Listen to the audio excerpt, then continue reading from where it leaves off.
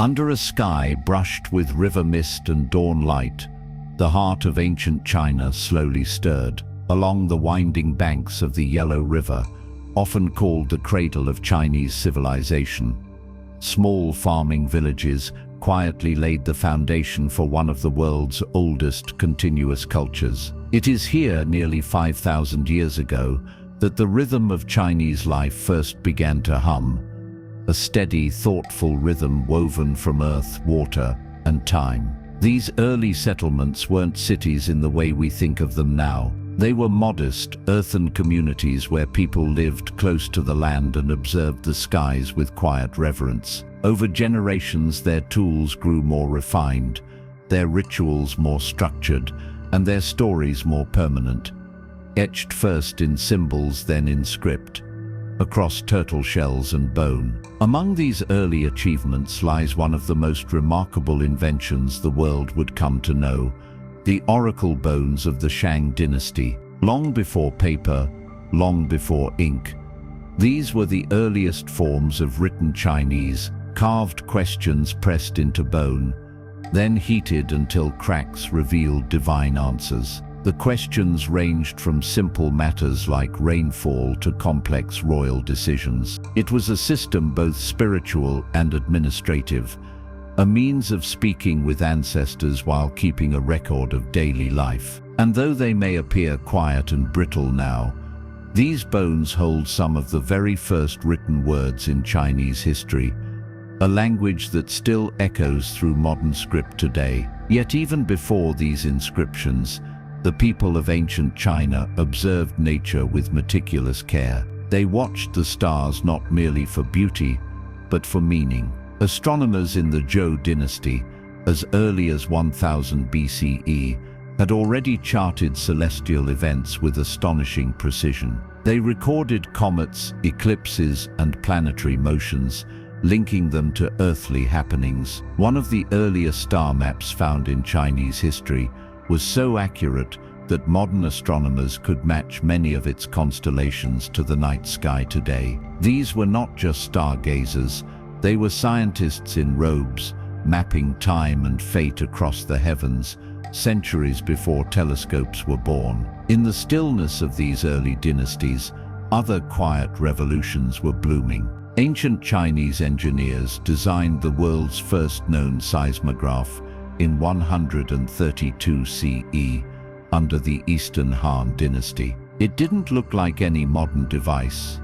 Instead, it was a large bronze urn adorned with 8 dragon heads, each facing a different direction. Inside, a pendulum would shift during an earthquake, causing one of the dragon mouths to drop a ball into a toad-shaped bowl below, indicating the direction of the tremor.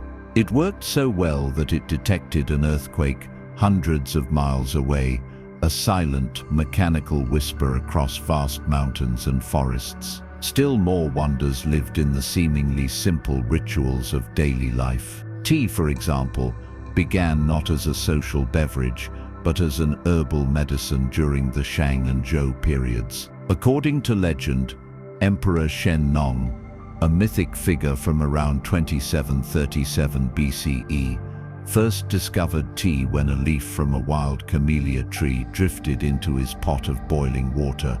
Whether or not the tale is true, tea would grow to become one of China's most sacred exports. By the time of the Tang dynasty, drinking tea was elevated into a full cultural ceremony, one that involved philosophy, poetry, and quiet contemplation. Even now, in modern tea houses, echoes of those ancient rituals remain. These are not just isolated facts.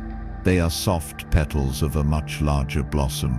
Each invention, each observation, each carefully carved inscription reveals a people who prized balance, harmony, and deep connection with the natural world. Ancient China was not a civilization obsessed with expansion or noise. It moved with patience.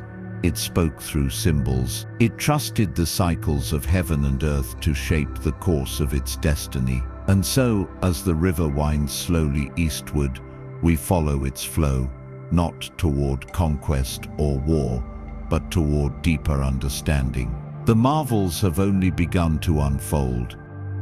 As morning stretches across the terraced hills of northern China, a pale sun touches the ridges of stone that once marked the edge of a vast, ancient world. These ridges are not the random outcroppings of nature, but carefully laid lines of defense, segments of the Great Wall, coiling across mountains and valleys like the spine of a sleeping dragon. Though much of what we see today was shaped during the Ming dynasty, the roots of the wall stretch far deeper, reaching back over 2,500 years. Early states like Qi and Yan, long before China's unification, began building smaller walls to protect their borders. But it was during the reign of Qin Shi Huang, the first emperor of a unified China in 221 BCE, that these barriers began to merge into something more monumental. And yet, the early Great Wall was not a single continuous structure.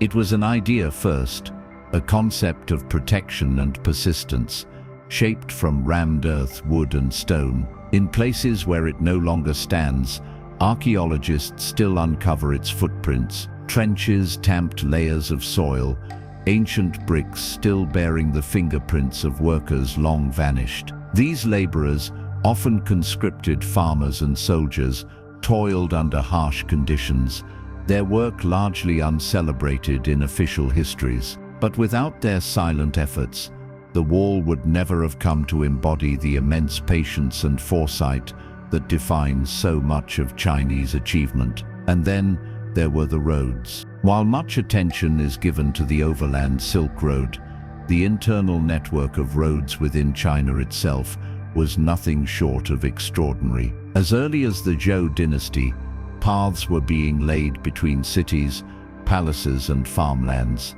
some paved with stone, others hardened with clay and gravel. Under the Qin dynasty, these roads took on new importance. Qin Shi Huang, driven by a desire for unity, constructed an expansive system of straight roads that radiated out from the capital like the spokes of a wheel. It's said that 5 major roads extended from the imperial center, some stretching over 1,000 miles, allowing armies, messengers and merchants to move with speed and precision. But what makes these roads even more impressive is not just their scale, it's their planning. Engineers and surveyors worked with astonishing mathematical skill, leveling hills, filling valleys, and even constructing early forms of suspension bridges to cross rivers. They understood gradients, terrain resistance, and drainage systems. Their designs included stone mile markers,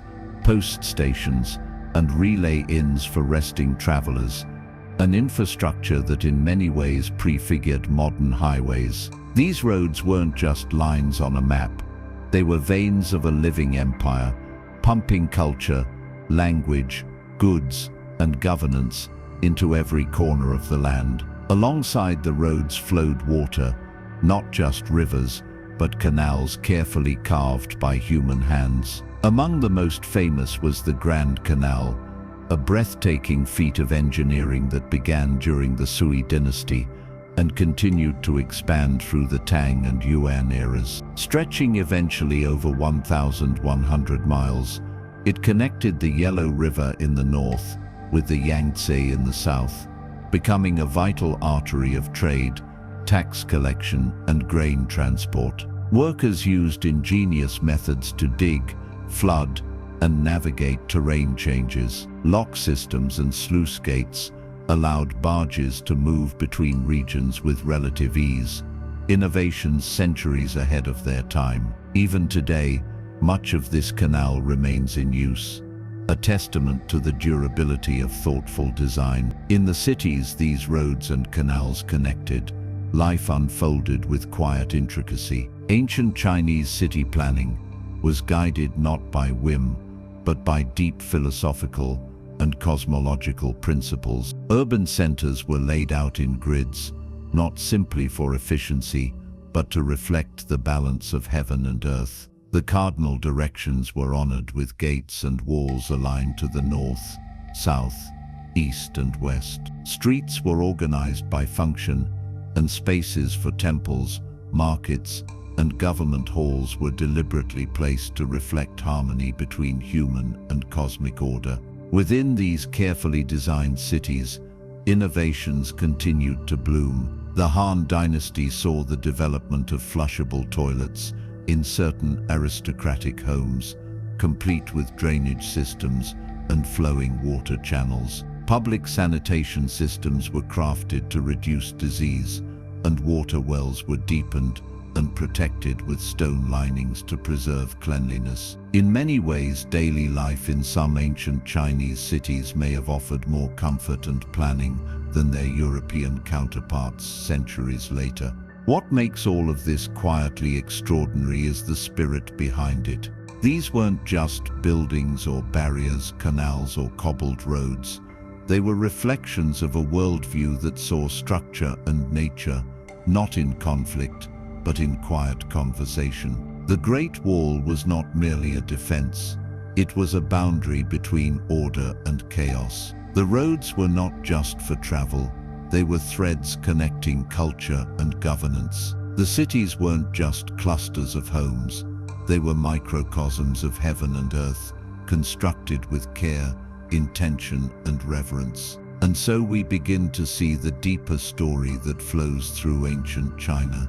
A story not of random events, but of a civilization built slowly, mindfully, and with a kind of architectural poetry. Its roads and walls may seem silent now, but in truth they still whisper.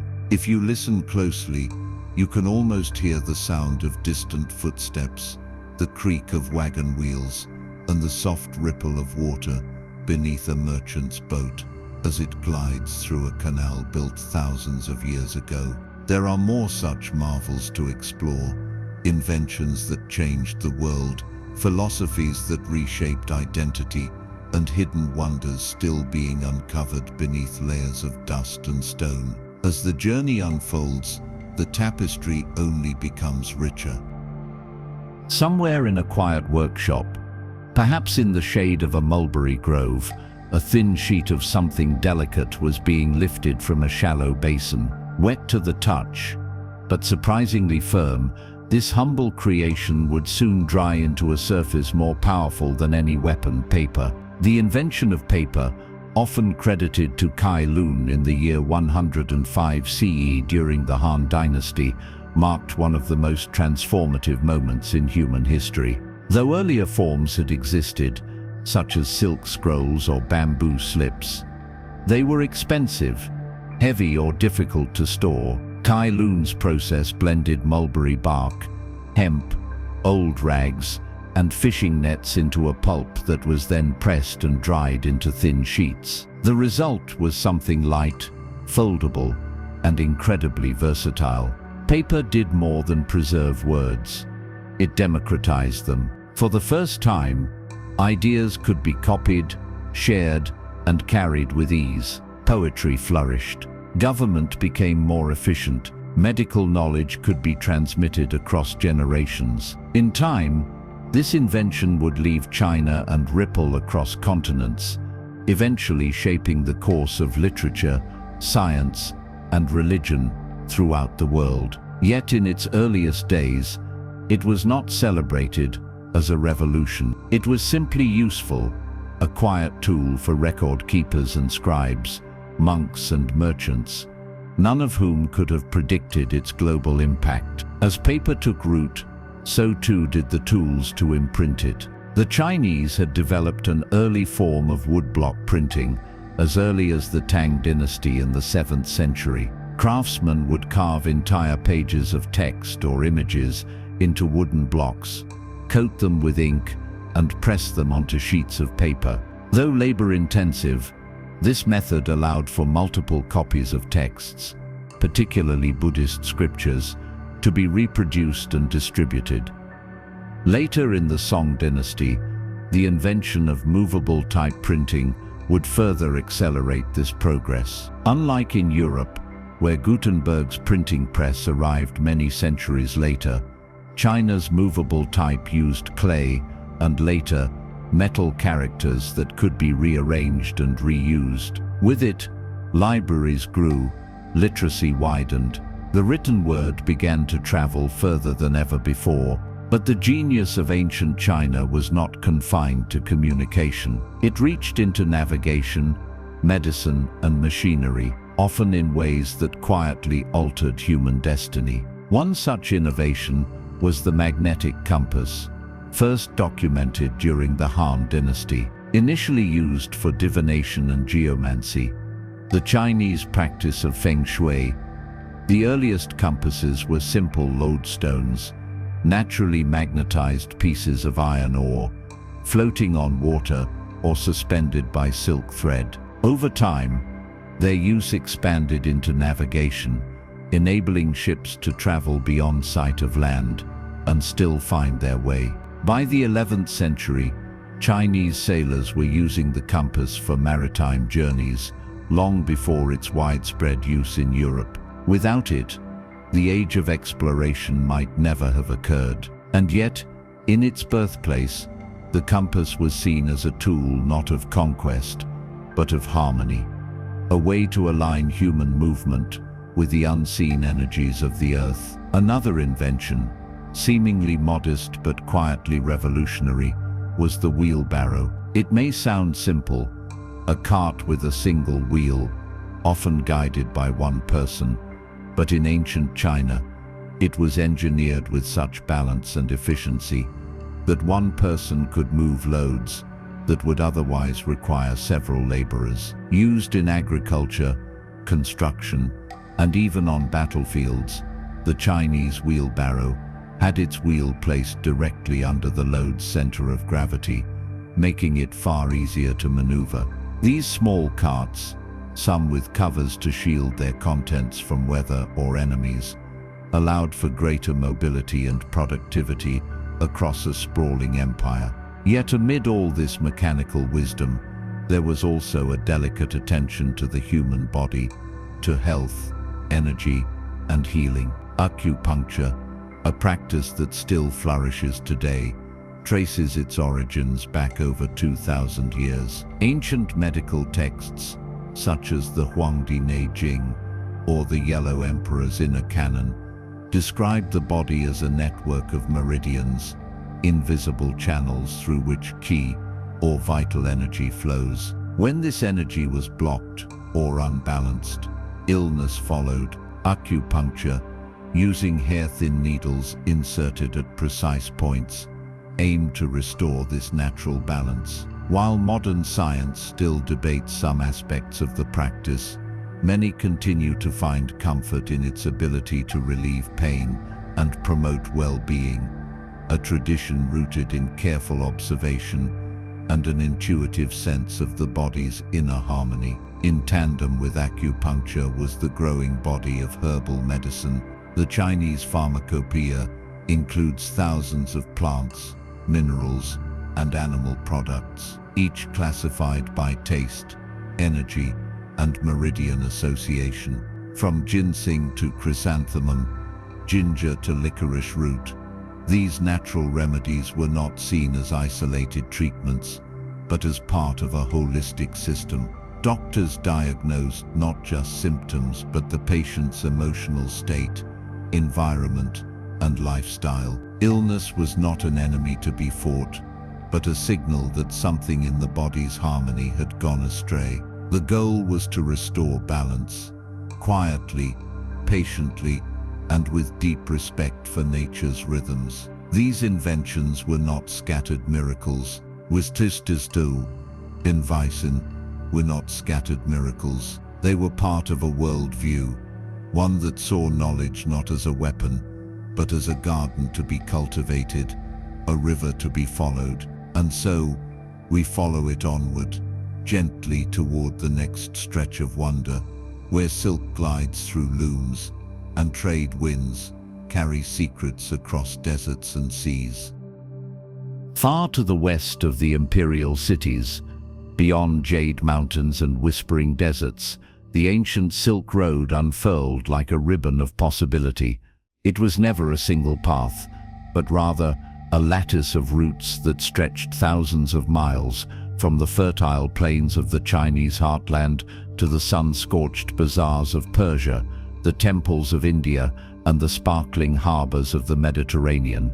Along these winding paths, camels carried bales of silk and satchels of porcelain, spices nestled beside scrolls, and every step of the journey stitched cultures together across landscapes once thought impossible to cross. Though trade between regions had existed for centuries, it was under the Han dynasty, beginning around the 2nd century BCE, that the Silk Road as we now imagine it began to take form. The Han court, seeking allies against powerful nomadic tribes like the Xiongnu, dispatched the emissary Zhang Qian westward.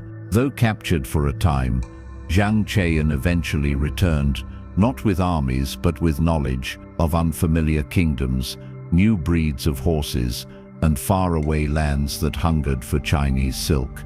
His journey would become the spark that ignited an era of long-distance connection. And what followed was not just trade, it was transformation. Silk, of course, was the treasure most famously associated with China's exports. Soft, strong, and shimmering with natural luster, Chinese silk became a symbol of luxury across Eurasia. Roman elites draped themselves in it. Persian courts admired its elegance. Indian weavers sought to imitate its weave. And yet, for centuries, the method of its production remained a closely guarded secret. The process began not in factories but in silence, with the tender raising of silkworms, fed mulberry leaves, and nurtured through their short, delicate lives. When they spun their cocoons, artisans would carefully unravel the threads, some thousands of feet long, and spin them into fabric so fine it could pass through a ring. But silk was only one thread in the rich tapestry of Silk Road exchange. Chinese merchants and monks also carried paper, lacquerware, jade carvings, and inkstones. In return, they received glassware from Rome, horses from Fergana, pepper and cinnamon from India, and gems and perfumes from Persia. Music traveled with these goods, new instruments, new rhythms, new scales. So did food. Walnuts, grapes, and pomegranates found their way into Chinese markets, while Chinese peaches and tea leaves moved westward. More than goods, though, the Silk Road carried beliefs. One of the most profound travelers to enter China along these routes was not a merchant or a general, but a philosophy, Buddhism. Originating in India, Buddhism arrived gradually, carried by monks, and translated slowly into Chinese. At first it was met with confusion, even resistance. Its ideas of reincarnation, detachment, and the nature of suffering were foreign to Confucian values of duty, order, and family. And yet over centuries, a uniquely Chinese form of Buddhism began to take shape, contemplative, artistic, and often intertwined with local traditions of meditation and nature worship. Temples rose along the trade routes, their eaves curving like brushstrokes, their walls painted with scenes from distant lands. Nowhere is this blending more visible than in the Mogao Caves near Dunhuang, a quiet oasis on the Silk Road's edge, carved into cliffs of desert stone. These caves became a sacred library of art and devotion. Inside, murals shimmer with images of foreign merchants, Buddhist deities, and intricate mandalas. Some caves were used for meditation, others stored precious manuscripts, copied carefully on silk and paper. For travelers and monks alike, these spaces offered refuge, a moment of stillness before the long road continued. And the road was never easy. Sandstorms in the Taklamakan desert could swallow entire caravans. Bandits lurked in mountain passes. Supplies ran low, but still they came, drawn by curiosity, necessity, and the quiet miracle of exchange. The Silk Road was not a river of wealth flowing in one direction. It was a living, breathing circuit of human contact, a way for stories to stretch across continents, for technologies to leap between civilizations, and for empathy to quietly take root, where maps once showed only borders. Perhaps the most extraordinary aspect of this ancient network was its reliance on trust. Merchants might never meet the final buyer of their goods. A bolt of silk could change hands a dozen times before reaching its final home. There were no universal banks, no standardized laws across the vast regions. Instead, deals were sealed with gestures, with honor, with generations of relationships built on shared understanding. Caravans race roadside inns dotting the route became places where strangers became friends over shared fires, where languages mixed like spices in the air. Even today, echoes of the Silk Road remain. In Chinese markets, you can still find saffron from Central Asia, musical instruments with Persian ancestry, and weaving patterns whose roots trace to Indian or Greco-Roman styles. The road itself may have faded into dust in places, but its legacy lingers in the fabric of everyday life, in recipes, rituals, and words that no longer seem foreign. What the Silk Road reveals is something both profound and comforting, that across time and distance, human beings have always reached out to one another, not just to trade, but to listen, not just to take, but to share. The desert winds may have scattered the footprints, but the path itself endures, quiet, winding, and woven into the heart of civilization. Ahead, more wonders await, inventions still to be uncovered, palaces filled with delicate scrolls, and a world of artistic expression, shaped not by royalty, but by the hands of everyday people. The journey through ancient China is far from over.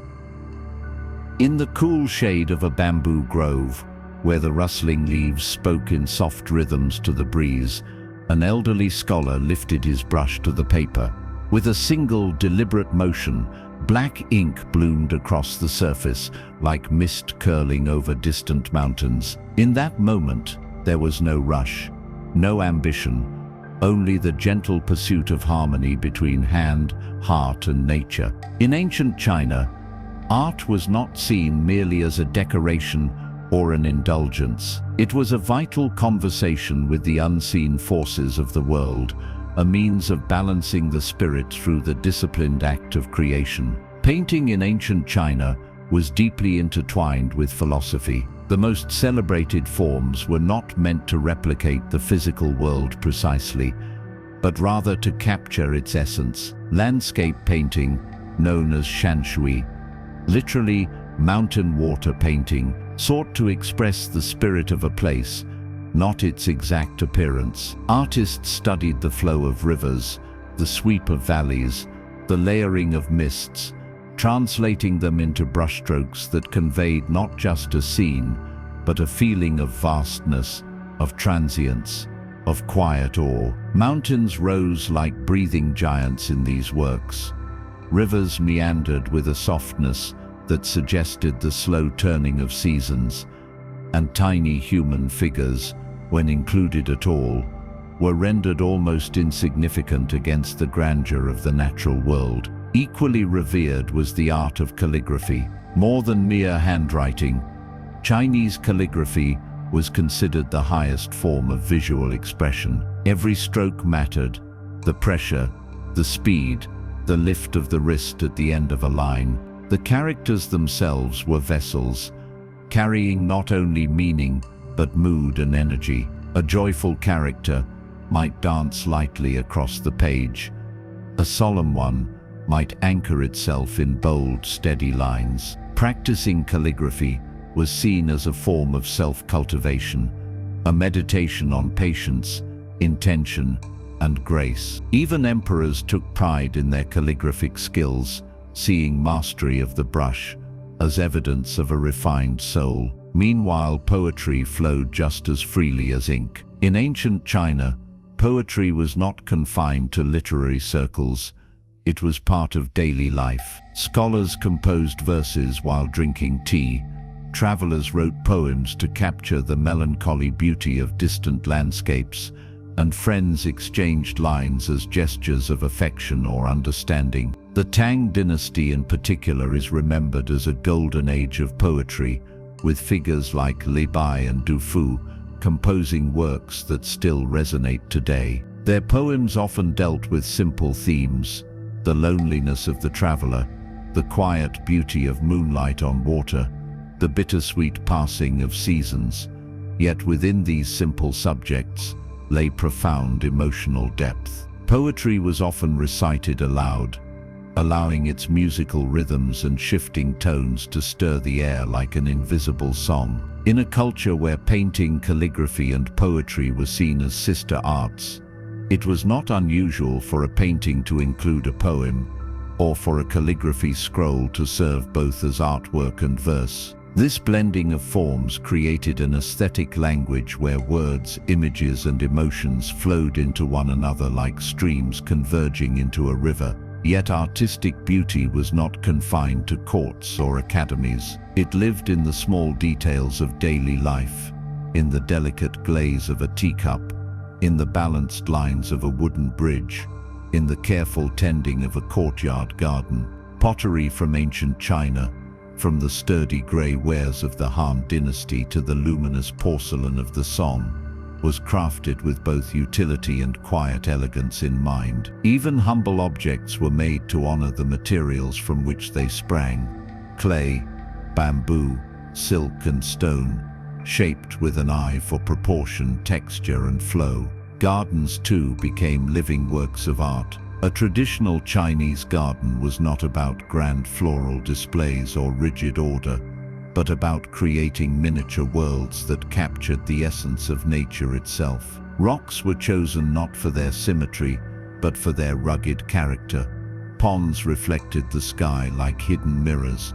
Winding paths invited slow, contemplative walks. These spaces were designed to mirror natural landscapes, offering city dwellers a small sanctuary of wildness, a place where the boundary between human creation and nature's quiet wisdom could blur. Underlying all of this was a reverence for impermanence, the understanding that beauty was fleeting, that the seasons would turn, that even the finest brushstroke would one day fade. This acceptance of transience did not diminish the value of creation, it enhanced it. To paint a plum blossom was to honor its brief, snowy bloom.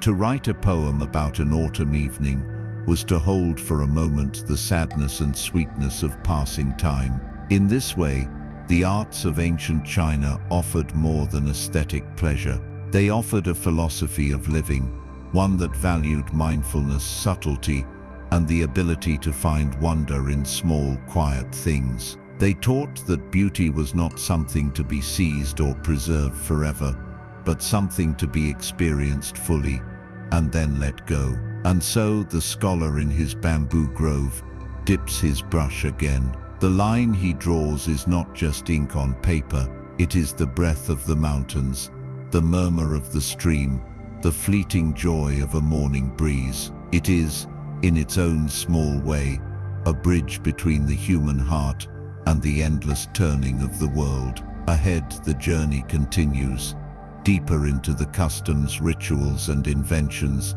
that shaped not only an empire, but the very rhythm of everyday life. In a village nestled between jade-colored hills, the scent of incense curls softly into the twilight air. Lanterns begin to flicker along narrow streets, each one a small, glowing promise against the dark. Children chase their reflections across courtyards, and elders sit quietly, watching the sky darken above. It is the eve of a festival, a moment when time itself seems to pause, when memory, family, and nature meet in delicate harmony. In ancient China, the rhythm of life was measured not just in days or dynasties, but in rituals, sacred cycles of celebration and remembrance that aligned the human spirit with the turning of the seasons. At the heart of many of these traditions was the lunar calendar, a carefully observed system that guided not only agricultural schedules, but also spiritual life. Unlike the solar calendar common in the West, the Chinese lunar calendar follows the cycles of the moon, dividing the year into 12 months of 29 to 30 days, with occasional leap months added to stay in harmony with the solar year. Each month carried its own moods and meanings,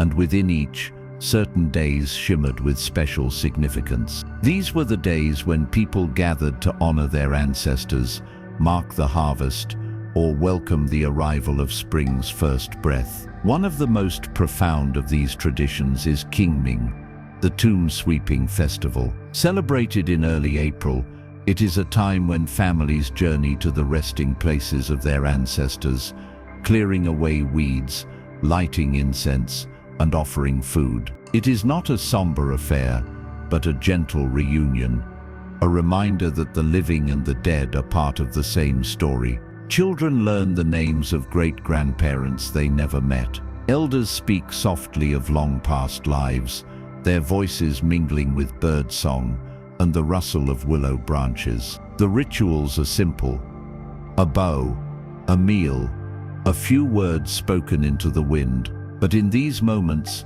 the generations feel stitched together, bound by love, memory, and the quiet strength of continuity. Other festivals were filled with color and movement. The Mid-Autumn Festival, held on the 15th day of the 8th lunar month, was a celebration of reunion and reflection beneath the full moon. Families gathered to share mooncakes, rich pastries often filled with lotus seed paste or salted egg yolk, and to gaze skyward together, marveling at the moon's round, luminous face. Legends were told of Chang'e, the moon goddess who lives in a palace of light, and of her companion, the jade rabbit who pounds herbs for the elixir of immortality. Children carried lanterns shaped like fish, dragons, or stars, their warm glow dancing along garden paths. It was a night of stories and sweetness, of looking both outward and inward,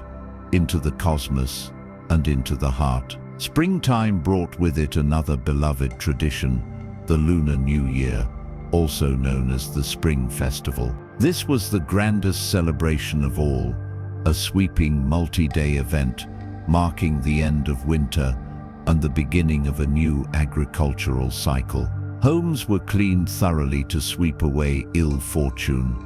Red couplets were pasted beside doors to invite luck, and firecrackers were lit to scare away the mythical Nian, a beast said to emerge at the start of each year. Families reunited, distant relatives returned, and tables overflowed with symbolic foods: fish for abundance, dumplings for prosperity, glutinous rice cakes for rising fortune. But even in the grandeur of New Year festivities, there was a tender, introspective rhythm. The reunion dinner on New Year's Eve was a moment of deep connection, not just a feast, but a ritual of belonging. Stories were shared across steaming bowls of soup.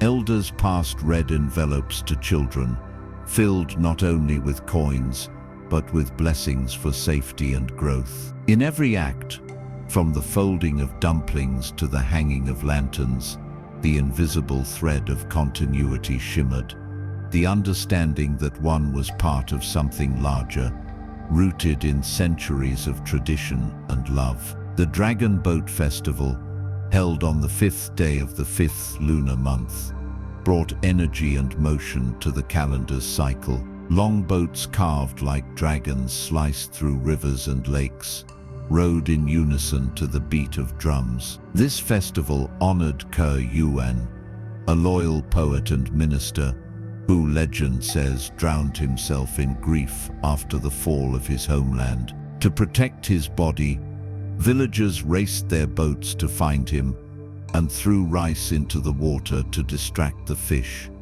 A ritual echoed today in the preparation of sticky rice dumplings wrapped in bamboo leaves, known as zongzi. The festival is both a remembrance and a celebration, a way to keep a story alive through movement, food, and rhythm. Throughout the year, Smaller rituals marked the passage of time.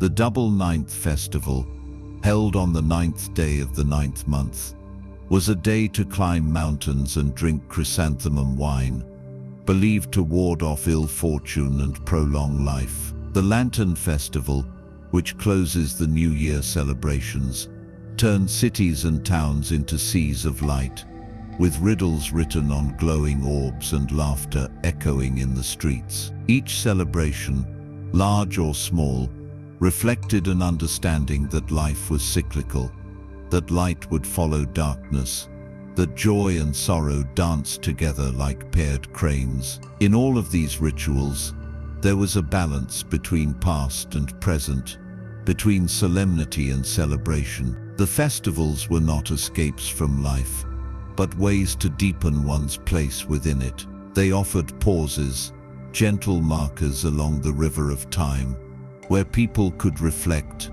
reconnect, and realign with the forces of nature and community. To live in ancient China was to live in concert with the cosmos, not as a master of the world, but as a participant in its ever-turning wheel. Time was not just counted, it was honored, tasted, remembered, and sung. Ahead, our journey moves inward again, into the imperial courts, where emperors ruled not only through law, but through ritual, astronomy, and the quiet architecture of cosmic order.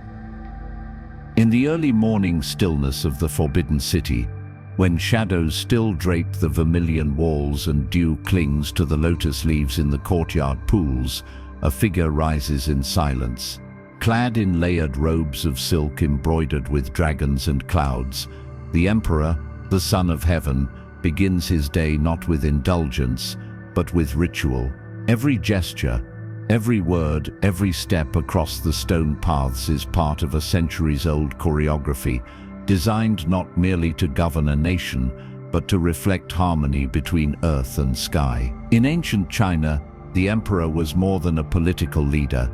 He was a living axis, the one who connected the realms of gods, ancestors, and common people. This belief rested on the ancient doctrine of the mandate of heaven. Unlike the divine rights claimed by kings in other lands, the mandate of heaven was conditional. If an emperor ruled with wisdom and virtue, his mandate remained strong. But should he become corrupt, selfish, or unjust, natural disasters, famine, and rebellion were seen as signs that heaven had withdrawn its favor.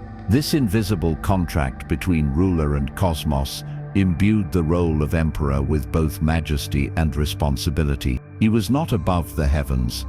He was their servant, tasked with maintaining balance and moral order throughout the land. Daily life in the imperial court was a delicate performance. The emperor's schedule was structured around ancient cosmological principles, aligning important decisions with auspicious dates and celestial movements. Advisors from the Astronomical Bureau studied the heavens meticulously, charting eclipses, planetary alignments, and seasonal transitions to guide court ceremonies and agricultural planning. These court astronomers were not mystics in isolation. They were scientists in flowing robes, whose calculations shaped harvests, rituals, and even the timing of royal edicts. In many dynasties, the imperial court was a place of intense scholarship. Emperors often surrounded themselves with poets, historians, philosophers, and engineers. Libraries were vast and carefully maintained, filled with scrolls on governance, medicine, agriculture, ethics, and the classics of Confucian learning. The emperor himself was expected to be a scholar, a patron of knowledge who led by example. During the Tang and Song dynasties particularly, emperors were known to compose poetry, critique literary works, and debate philosophy with court scholars. These acts were not simply pastimes, but expressions of refinement and moral clarity, virtues believed to stabilize the empire itself.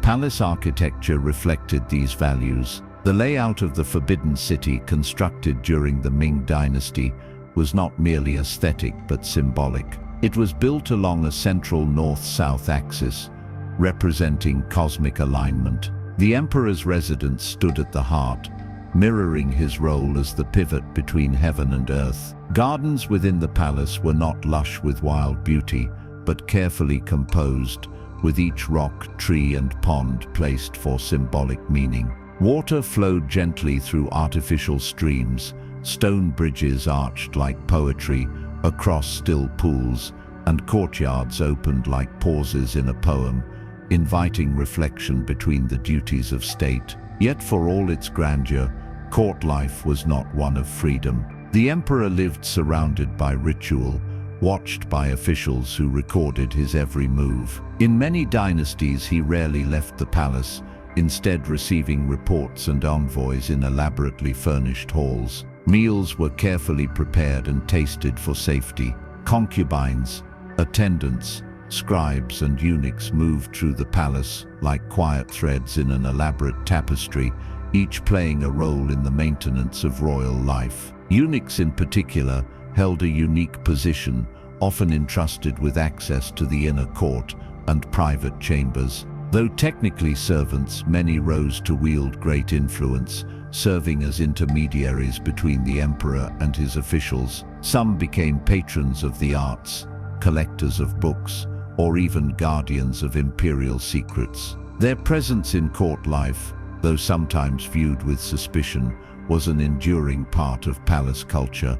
Behind the political machinery, the emperor was still a man, subject to doubt, to dreams, to loneliness. Records from various dynasties contain personal reflections, one emperor writing of a night without sleep, watching moonlight drift across his desk, another mourning the passing of a favorite concubine by commissioning her portrait in delicate ink. These moments remind us that even at the pinnacle of power, the human heart remains tender, shaped by loss, wonder, and the slow passing of time. Occasionally, an emperor would disguise himself and wander the city in secret, curious to witness the daily life of his people.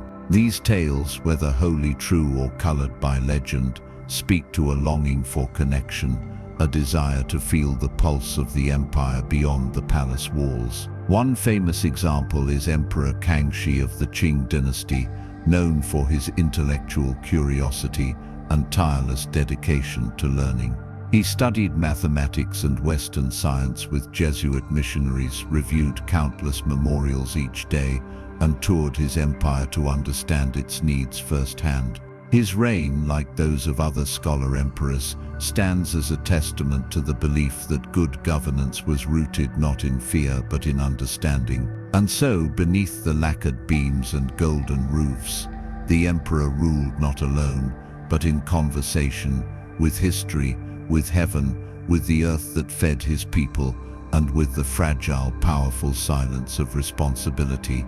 The court, for all its grandeur, was a place of listening to the winds of change, to the advice of scholars, to the murmur of time itself. As we leave the palace gates and step back into the broader world, we return to the people, to farmers and merchants, artisans and monks, whose quiet labors wove the empire's fabric day by day. Their stories, too, are filled with wonder. As dawn breaks over a village in the Yangtze River basin, light spills slowly across terraced fields carved into the hillsides like ancient poetry. A rooster calls in the distance. Steam rises from cooking fires. In the courtyard of a small home, a woman winds a bobbin with silk thread, while her son runs to fetch water from the well. This is not a scene from a royal scroll or a famous legend. It is the simple unfolding of daily life, repeated endlessly across the vast landscape of ancient China. While emperors ruled from behind palace gates, it was the steady labor of farmers, artisans, merchants, and mothers that gave shape to the rhythm of the nation. Agriculture was the heartbeat of ancient society. Nearly every aspect of life revolved around the cycles of planting and harvest. In the north, farmers tended wheat, millet, and sorghum.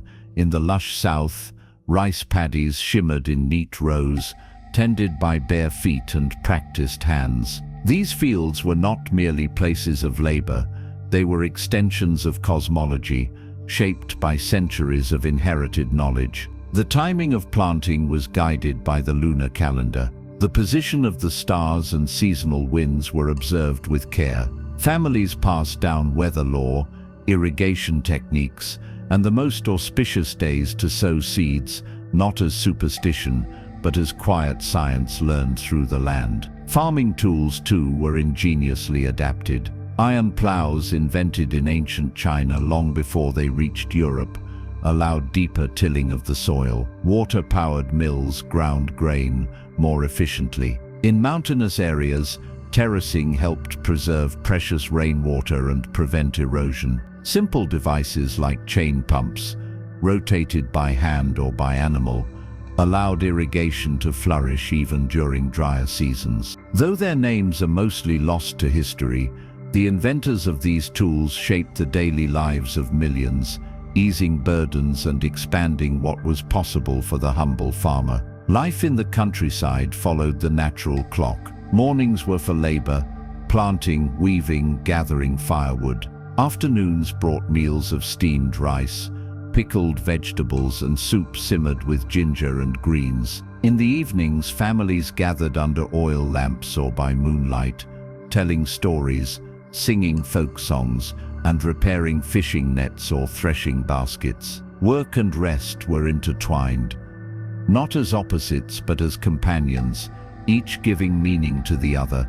Artisans and craftspeople added another layer to the empire's quiet complexity. In village workshops or city lanes, blacksmiths forged tools, potters molded clay, and carpenters shaped wood into furniture, farming implements, or ceremonial carvings. The pottery kilns of the Song dynasty, for example, produced some of the most refined ceramics the world had ever seen.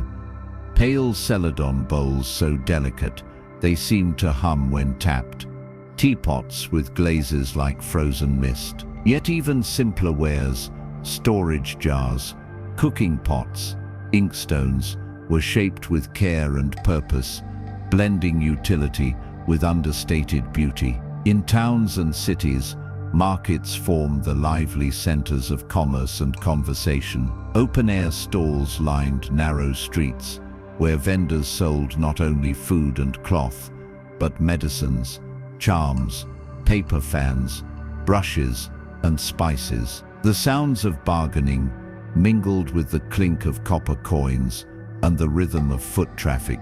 Each merchant had a story: a silk trader just returned from a coastal port, a scholar's wife selling ink she made from pine soot and glue, a tofu vendor reciting verses to attract customers. These markets were more than economic hubs. They were social worlds, places where news traveled faster than letters, and where city dwellers felt the pulse of the broader empire through trade. Families formed the quiet core of social life. The Confucian ideal of filial piety, which emphasized respect for parents and ancestors, shaped not only how families lived, but how they thought about the world. Multi-generational households were common. Grandparents cared for grandchildren, while sons and daughters supported aging elders. Meals were communal. Decisions were made together.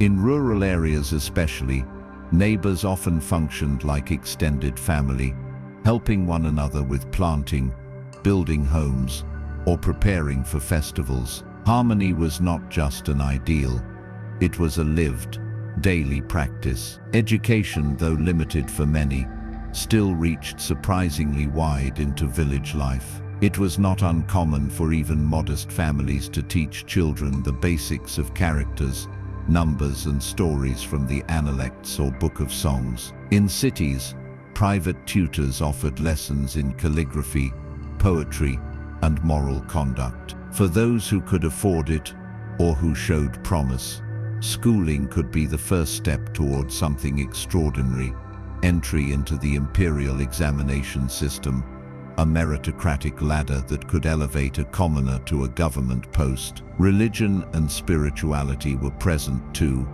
but not always in formal temples. In the corners of family homes, Small altars honored household gods or ancestors. Offerings of fruit, wine, or incense were placed with bowed heads. Buddhist monks passed through towns, offering blessings and alms bowls. Daoist priests consulted calendars and conducted rituals to harmonize village life with cosmic cycles. Spirits of rivers, trees, and mountains were quietly acknowledged, not with fear but with respect. The world was alive with unseen forces, and to live well was to live in awareness of them. And so, we walk with them a little longer, into the rhythms of their seasons, the quiet sounds of their work, and the tender beauty of a life built from patience, community, and care. Ahead, we journey into another realm, the world of belief and the spiritual traditions that shaped how the people of China understood not only their place in the world, but the nature of existence itself. Somewhere beneath the open sky, a teacher sits beside a flowing stream, watching leaves drift across its surface. He says little, but listens closely to the rustle of reeds, to the breath of wind, to the silence between moments. This is not a sermon, but a lesson. In ancient China, wisdom was not shouted from mountaintops. It moved gently, like mist between trees, like moonlight across polished stone. For thousands of years, the people of China shaped their lives through three great traditions: Confucianism, Daoism, and Buddhism, each offering a different path to peace, balance, and meaning. At the heart of Confucianism lies a single powerful idea that society flourishes when individuals act with virtue. Founded on the teachings of Confucius, or Confucius, who lived in the 6th century BCE, this philosophy emphasized the importance of relationships between parent and child, ruler and subject, elder and youth. These relationships were not equal, but they were sacred, and each came with mutual responsibilities, kindness, respect, and loyalty in exchange for care, wisdom, and guidance. At its core, Confucianism taught that a well-ordered society began with the family. If a son honored his father and a ruler honored his people, harmony would ripple outward through the empire like a stone tossed into a still pond. Confucius was not concerned with the afterlife or with divine rewards. His focus was deeply human, on ethics, duty, and self-cultivation. He taught that one should strive to become a junzi, or noble person, not by birth, but through learning, humility, and moral strength. Education was seen not merely as a path to employment, but as a way to refine the soul. Even emperors bowed to these ideals, filling their courts with scholars and memorializing Confucian texts in stone and ink. Over centuries, his teachings became the foundation for civil service, social conduct, and even artistic expression. And yet, while Confucianism looked outward toward structure, society, and virtue, another philosophy turned gently inward into the quiet mystery of nature.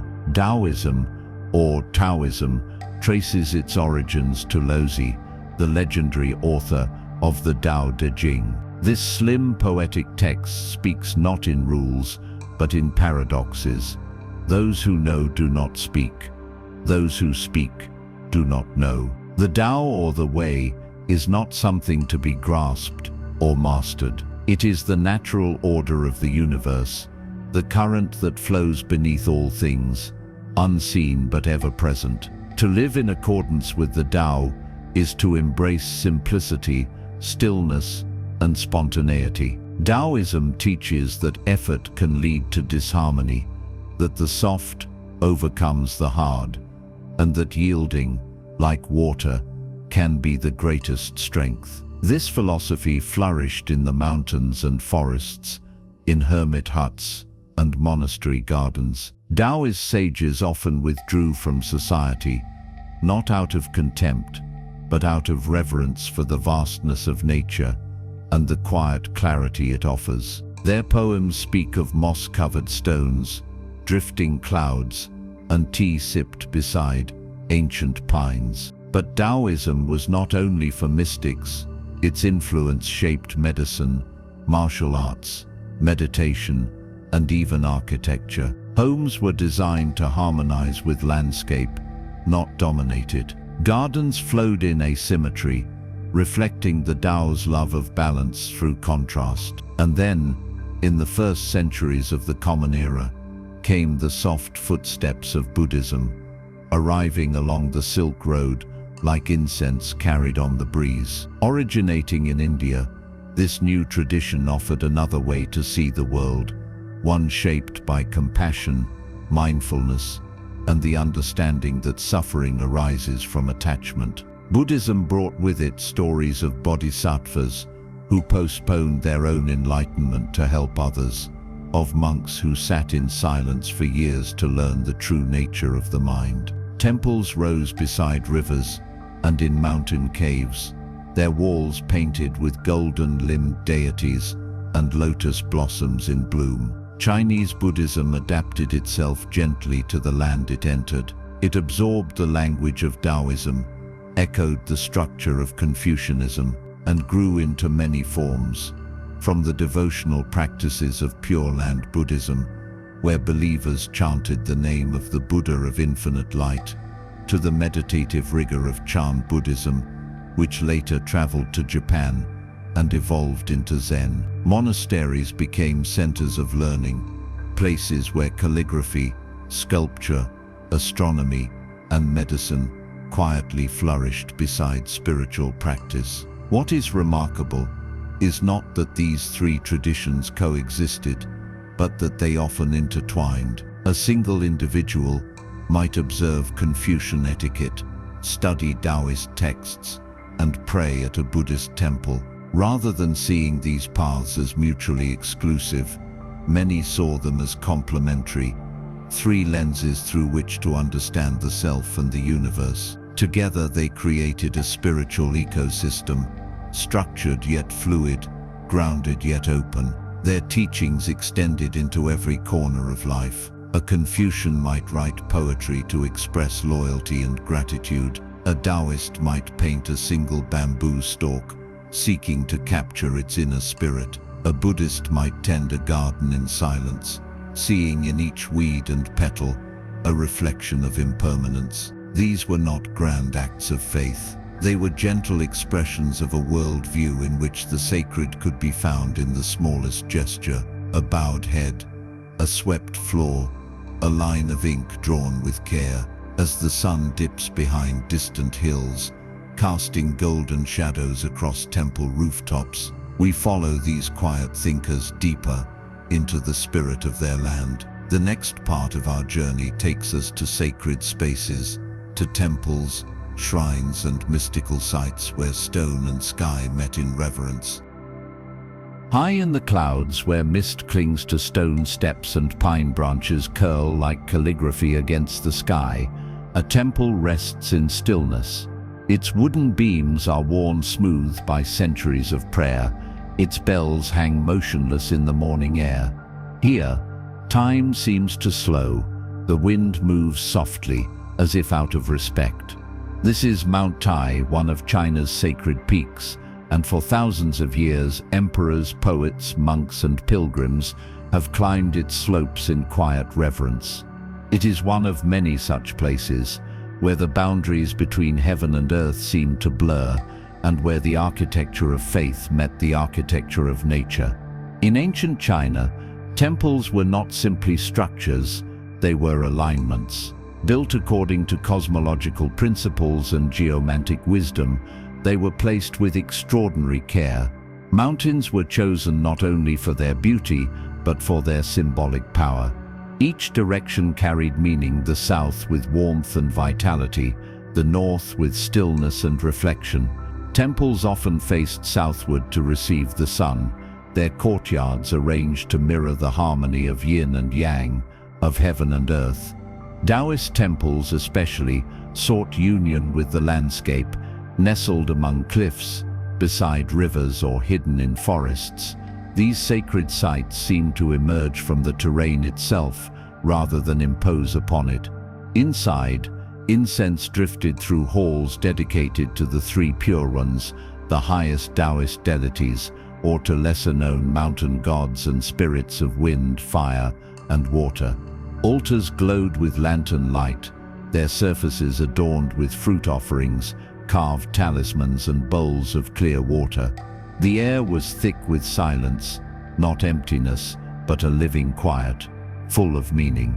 Buddhist temples, too, were places of both stillness and awe. One of the most striking is the Shaolin Monastery, nestled in the Songshan Mountains.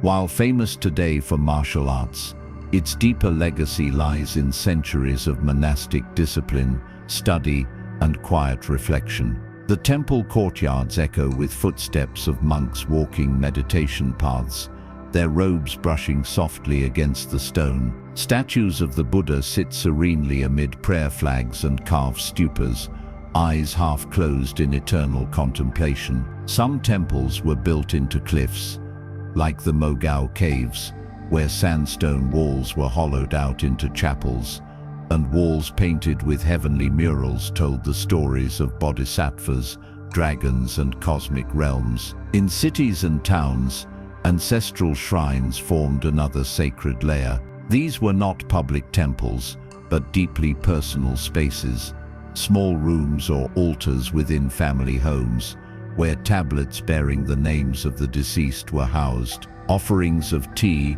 wine, and food were placed before them during festivals or special days. Here, the sacred was woven into daily life. A child might pause before the family shrine before school, bowing briefly. A grandfather might light incense and murmur a quiet request for health or guidance. These acts were not elaborate, but they held the weight of generations. Even beyond temples and homes, nature itself was often treated as sacred. Certain trees were believed to house spirits. Mountains were seen as divine sentinels. Rivers, especially the Yellow and the Yangtze, were considered living beings, each with its own temperament and soul. Bridges, wells, and crossroads were often marked with small shrines, where travelers would leave coins or burn paper offerings to ensure safety. The world was not seen as inert matter, but as alive, pulsing gently with unseen forces, always watching, always listening. And so the rituals of space became as important as those of time. Entering a temple required more than walking through a gate. It asked for presence, a bow, a breath, a moment of stillness. Shoes were removed, voices lowered. Each courtyard passed brought the visitor deeper into quietude. The innermost sanctum was not always the grandest room, but often the smallest. A single statue, a candle, a scroll. In these spaces, grandeur gave way to intimacy. The divine was not always above.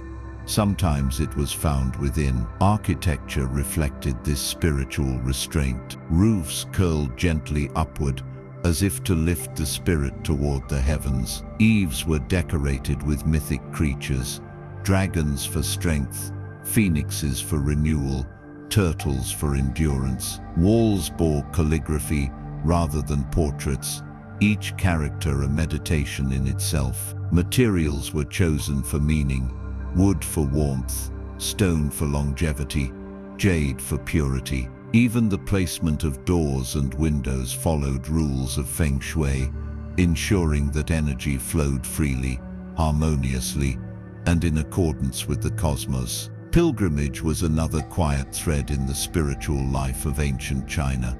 People from all walks of life, peasants, scholars, artisans, might journey hundreds of miles on foot to reach a sacred mountain or a revered temple. These journeys were not always about miracles or revelations. Often they were about realignment, a way to step out of the noise of ordinary life and back into a sense of belonging with the wider world. Travelers carried little, perhaps a satchel of rice, a prayer scroll, a walking stick. What they gained more than anything was clarity. Whether in mountain sanctuaries, bustling city shrines, or the quiet corners of a village home, the sacred spaces of ancient China were shaped not by conquest or command, but by attention to the land, to the seasons, to the unseen rhythms that wove human life into something greater. These were places built not just to last, but to listen. As we leave these hallowed grounds, our path leads us next to the stories of women in ancient China, mothers, poets, warriors, and healers, whose quiet strength helped hold the empire together in ways often overlooked but never forgotten. In the early morning hush of a courtyard garden, a woman kneels by a loom, her hands moving rhythmically as silk threads slip between bamboo rods. Nearby, a kettle simmers gently over a clay stove, and the soft chirp of sparrows mingles with the creak of spinning wheels. The scene is unremarkable at first glance, just another day in a household like thousands across the empire. And yet beneath these modest rituals lies a deep and enduring strength. In ancient China, though history often favored the voices of men, the lives of women were quietly foundational, shaping families, economies, and cultural memory in ways both seen and unseen. Women's roles varied widely depending on time period, social class, and region, but certain patterns echoed across dynasties. The dominant framework for gender roles was shaped by Confucian ideals, which placed women within a patriarchal family structure, emphasizing obedience, modesty, and harmony. The three obediences taught that a woman should obey her father before marriage, her husband after marriage, and her sons in widowhood. And yet within these expectations, women carved out spaces of influence, wisdom, and resilience, building lives of quiet meaning that often sustained the households and communities around them. In noble families, elite women were educated, not always formally but often deeply, in literature, music, embroidery, and ritual. They were expected to manage household affairs, oversee servants, and host gatherings that reflected the dignity of their lineage. Many also wrote poetry, painted, or studied the classics. Some became well-respected philosophers, calligraphers, or patrons of art. One of the most renowned was Ban Zhao, a scholar of the Han dynasty, who completed her brother's historical text, the Book of Han, and authored a treatise titled Lessons for Women. In it, she advised women to be humble and virtuous.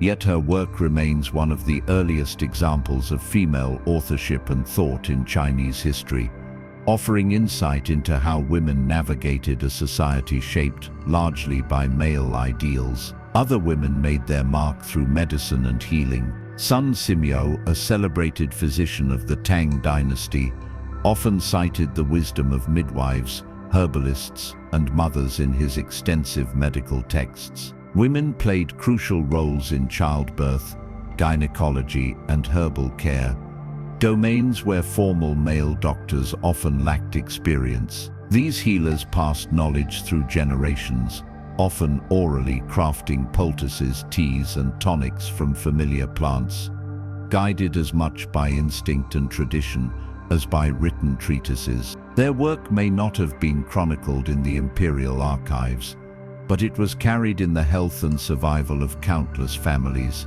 Among the lower classes, women labored with remarkable endurance. In rural areas, they rose before dawn to prepare food, tend animals, weave fabric, and help in the fields. In towns, they wove silk, dyed cloth, made baskets, or sold goods in markets. Girls often learned spinning and sewing as soon as they could hold a needle, their nimble hands stitching both garments and stories into the fabric of daily life. Dowries were often made, not in gold or jade, but in cloth and household tools, symbols of the care and skill a woman would bring to her new home. And then there were those who transcended expectations altogether. Some women became warriors, like the legendary Hua Mulan, whose story, though embroidered with myth, may reflect a deeper truth.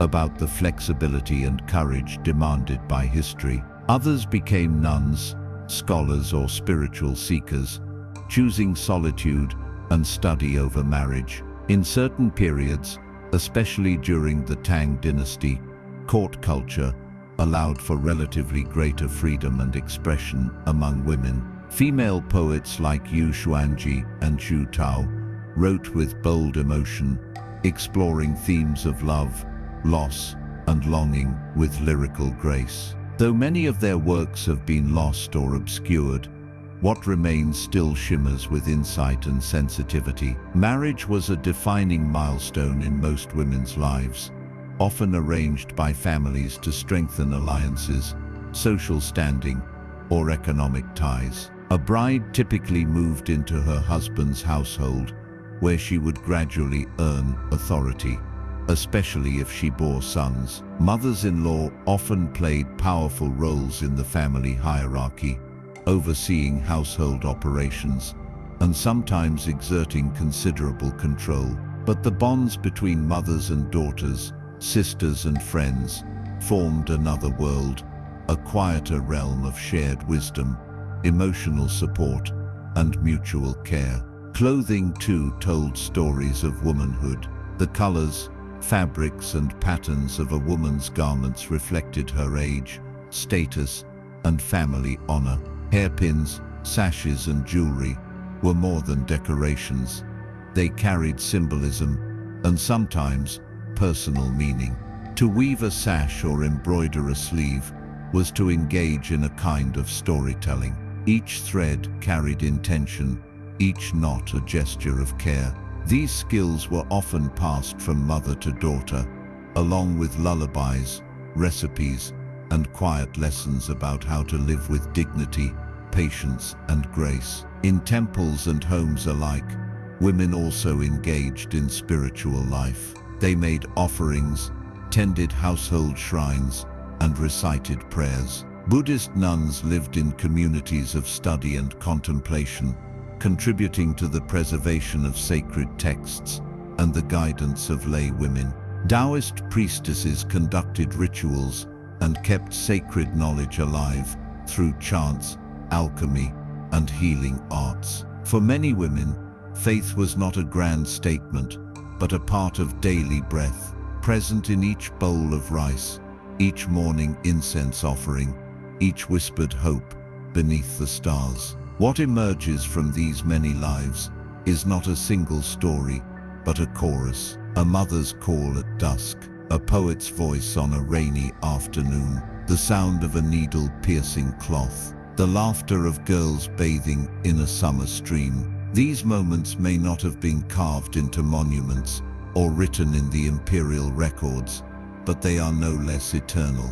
As we leave behind the quiet beauty of women's lives, we return to the broader society they help sustain, and next, we'll explore the systems that governed ancient China, the laws, examinations, and administrative structures that kept the empire humming in steady, thoughtful order. Far from the palace walls and mountain temples, in a modest hall with an open roof and worn stone steps, a young man dips his brush into black ink. He sits upright, composed, before a blank sheet of paper. Outside, the village stirs with daily life. Carts creak, chickens call. A distant bell tolls the passing hour. But inside this room there is only stillness and the quiet anticipation of examination. For this is no ordinary test. It is part of a tradition that would shape the empire for centuries. A system built not on bloodlines, but on books, not on conquest, but on character. In ancient China, governance found its most enduring form, not through swords or spectacle, but through the steady hand of the civil service. At the heart of the imperial system was the belief in meritocracy, the idea that individuals, regardless of birth, could rise through ranks of government by demonstrating learning, virtue, and discipline. While noble birth and wealth certainly offered advantages, the imperial examination system provided a rare, structured path through which scholars could earn official positions. Its roots trace back to the Han dynasty, but it was during the Tang and Song dynasties that the system became more formalized and widespread, eventually forming a complex network of local, provincial, and national exams. Candidates were tested not on their ability to lead armies or manage economies, but on their command of Confucian texts, poetry composition, calligraphy, and moral reasoning. The core curriculum included works like the Analects, the Book of Documents, and the Mencius, which offered guidance on ethics, politics, and human nature. Success required years of study, immense memorization, and often multiple attempts. A single miswritten character could lead to failure, and yet for those who passed, a door opened into the inner workings of imperial power. These scholar officials, known as literati, became the administrative backbone of the empire. They governed provinces, managed grain supplies, judged legal cases, supervised canal repairs, and drafted reports to the throne. Their authority rested not in their lineage, but in their writing, in the clarity of their memorials, the elegance of their edicts, and the fairness of their rulings. Many wore simple robes and lived modestly, yet they held immense responsibility. In some eras, a single well-placed official might govern tens of thousands of citizens with nothing but a seal, a brush, and a firm sense of justice. The legal system that supported this governance was itself both intricate and deeply moral. Ancient Chinese law was codified as early as the Qin dynasty, but it matured under the Tang Code, one of the most influential legal documents in East Asian history. The Tang Code combined legal statutes with Confucian ethics, emphasizing not just punishment, but the restoration of order. Crimes were weighed not only by their action, but by social context. Was the offender a child disrespecting a parent, or a magistrate failing in duty? The goal was not only to deter wrongdoing, but to correct imbalance. Punishments ranged from fines and forced labor to exile or corporal penalties, depending on the severity of the offense. But unlike in many ancient legal traditions, Chinese law often allowed for mitigation, confessing early, showing remorse, or acting under hardship could reduce a sentence. At its best, the legal system was less about vengeance than about restoration, restoring harmony within the family, the community, the empire. Yet the strength of Chinese governance came not only from law or bureaucracy, but from record-keeping. The state was deeply administrative, and writing was its primary tool. Tax records, land surveys, military rosters, weather reports, and census data were all meticulously maintained, often copied by hand multiple times and stored in vast archives. This culture of documentation allowed emperors to track the pulse of distant provinces, to issue policies based on evidence, and to spot patterns across the decades. Even in times of crisis, floods, famines, rebellions, it was often the scribes and scholars who preserved continuity. One remarkable feature of this system was the sheer scale and consistency it maintained across centuries. Dynasties rose and fell, borders shifted, languages evolved, and still, the examination halls opened, the bureaucrats traveled, the documents flowed. In times of peace, the system refined itself. In times of chaos, it often helped rebuild what had been lost. Unlike empires founded solely on military might, China's administration was a living organism, capable of regenerating itself through paper and principle. Of course, the system was not without flaws. It could be rigid, favoring rote memorization over innovation. It often excluded women and those too poor to afford education.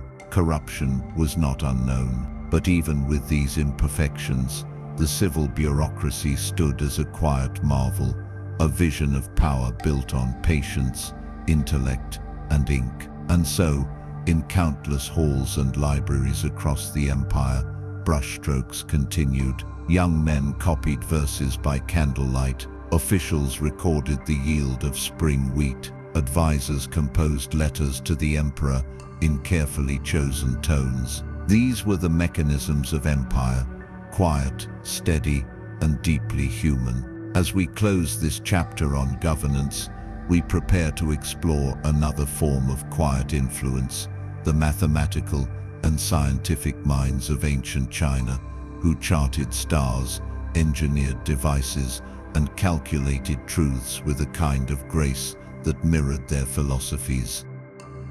Beneath a sky dusted with stars, a quiet figure stands atop a tower, his eyes turned upward. In one hand, he holds a bronze sighting tube. In the other, a bamboo scroll bearing charts of celestial patterns. The night is cool and still, but in his mind, the heavens are alive with motion. The slow drift of constellations, the subtle shifts of lunar cycles, the sweep of time itself. For ancient Chinese astronomers, the sky was not simply a canvas of light. It was a mirror, reflecting the order of the empire, the flow of history, and the quiet logic of the cosmos. Long before telescopes or modern observatories, ancient Chinese scientists observed the heavens with stunning precision. As early as the Shang dynasty, priests and scholars recorded eclipses, comets, and solstices on oracle bones. By the Han dynasty, astronomers had developed detailed star charts, identifying over 1,000 celestial bodies. They divided the sky into regions, or shu, somewhat akin to constellations, grouped not merely by shape, but by their relationships to the calendar and the empire's fortunes. The night sky was seen as a living guide, not to fortune-telling, but to balance and timing, essential for everything from agriculture to ritual. Central to this understanding was the lunisolar calendar, a system that balanced the cycles of the moon with the solar year. Ancient Chinese astronomers calculated the length of the year with extraordinary accuracy, some estimates within seconds of modern measurements. They divided time into solar terms, marking the subtle transitions of the seasons with names like awakening of insects and grain in ear. These terms guided farmers, officials, and priests alike, offering not just a schedule, but a sense of continuity between human life and nature's rhythms. But Chinese science did not look only upward.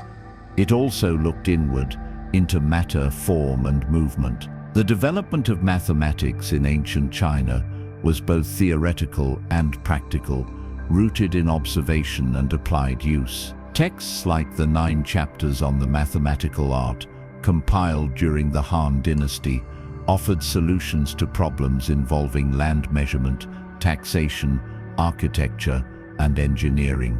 These works included methods for solving equations, calculating areas and volumes, and understanding ratios. One of the earliest known uses of negative numbers appears in these Chinese texts, a concept that would not be adopted widely in the West until centuries later. In geometry and engineering too, the Chinese excelled. Builders used modular systems to design palaces, bridges, and towers. The concept of pi, known as yuan zhou li, or the ratio of circumference to diameter, was explored in great detail. Mathematicians such as Zhu Chongzhi in the 5th century CE calculated pi to a degree of precision not matched in Europe for nearly 1,000 years. Their methods were grounded in quiet experimentation, observation, and a love of structure, not flashy discovery, but slow refinement. One of the most iconic scientific instruments of ancient China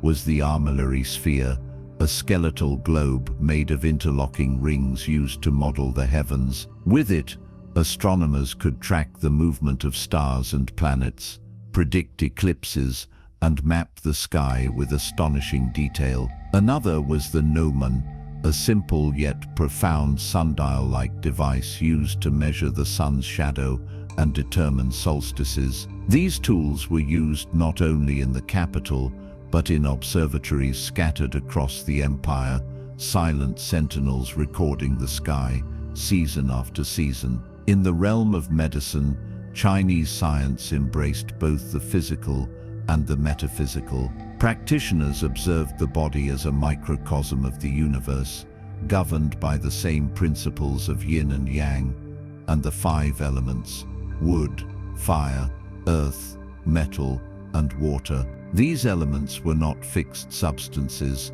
but dynamic phases, used to describe interactions between organs, emotions, and environmental forces. Physicians wrote extensively on pulse diagnosis, herbal treatments, and dietary balance. Rather than isolate symptoms, they sought patterns, treating not just illness, but imbalance in the whole system of life. One of the most enduring texts was the Huangdi Neijing, or the Yellow Emperor's Inner Canon, a foundational work of medical theory. It discussed everything from seasonal illnesses to emotional causes of disease, offering a framework of health that emphasized prevention, moderation, and attunement with natural cycles. In this view, health was not a static state, but a dynamic balance, one that could be gently nudged into harmony through careful living. Other scientific pursuits included mechanics and hydraulics. Ancient engineers like Zheng Hing and Ma Jun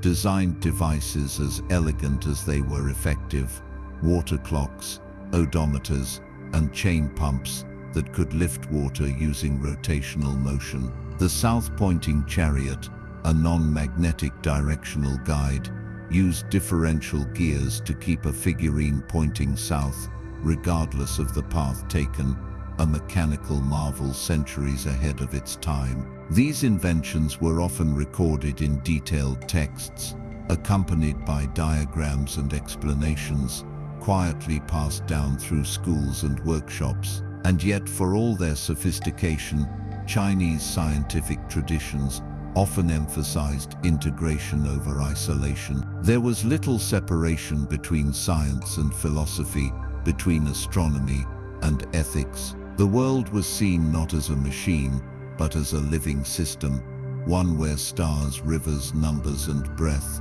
all spoke the same language. To understand one thread was to gain insight into the whole tapestry. As we leave the observatory tower behind and step once more into the fabric of society, we now turn to the power of storytelling and mythology.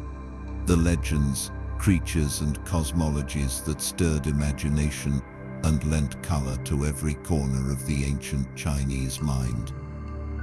Somewhere in the folds of night, a child listens closely as her grandmother lights a single lamp. Shadows flicker along the paper walls, and outside, the wind rustles the bamboo leaves. The story begins slowly, not with heroes or battles, but with mist and sky, with stars scattered like coins across velvet darkness.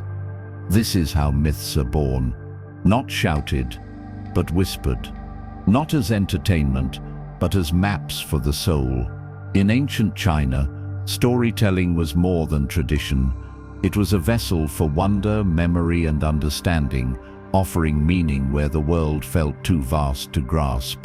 At the center of many of these tales is a creature as ancient as the culture itself, the dragon. Unlike the fire-breathing beasts of Western lore, the Chinese dragon is a creature of wisdom, rain, and celestial power.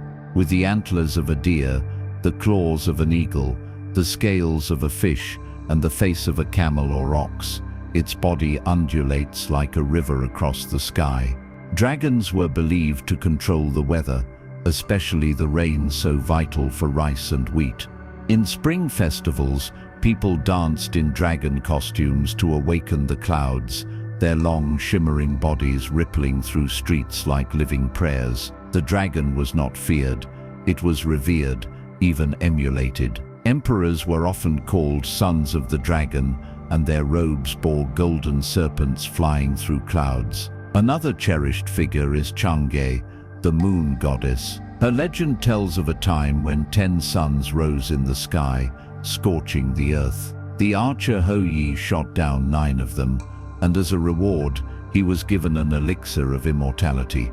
But out of love for his mortal life, he kept it sealed away. One day, a thief came to steal it. To prevent its theft, Chang'e, Ho Yi's wife, drank it herself. She floated upward, away from her beloved, and settled on the moon, where she lives still, accompanied by the jade rabbit, who pounds herbs in a mortar. During the Mid-Autumn festival, children look to the full moon and imagine her there, not as a goddess of power, but of longing, sacrifice, and quiet beauty. Chinese mythology is rich with beings who straddle the line between mortal and divine. The 8 immortals, for instance, are a beloved group of semi-divine figures, each with their own unique origin and powers. One rides on a lotus leaf, another wields a fan that revives the dead. They are depicted not as perfect beings, but as playful, flawed, and deeply human.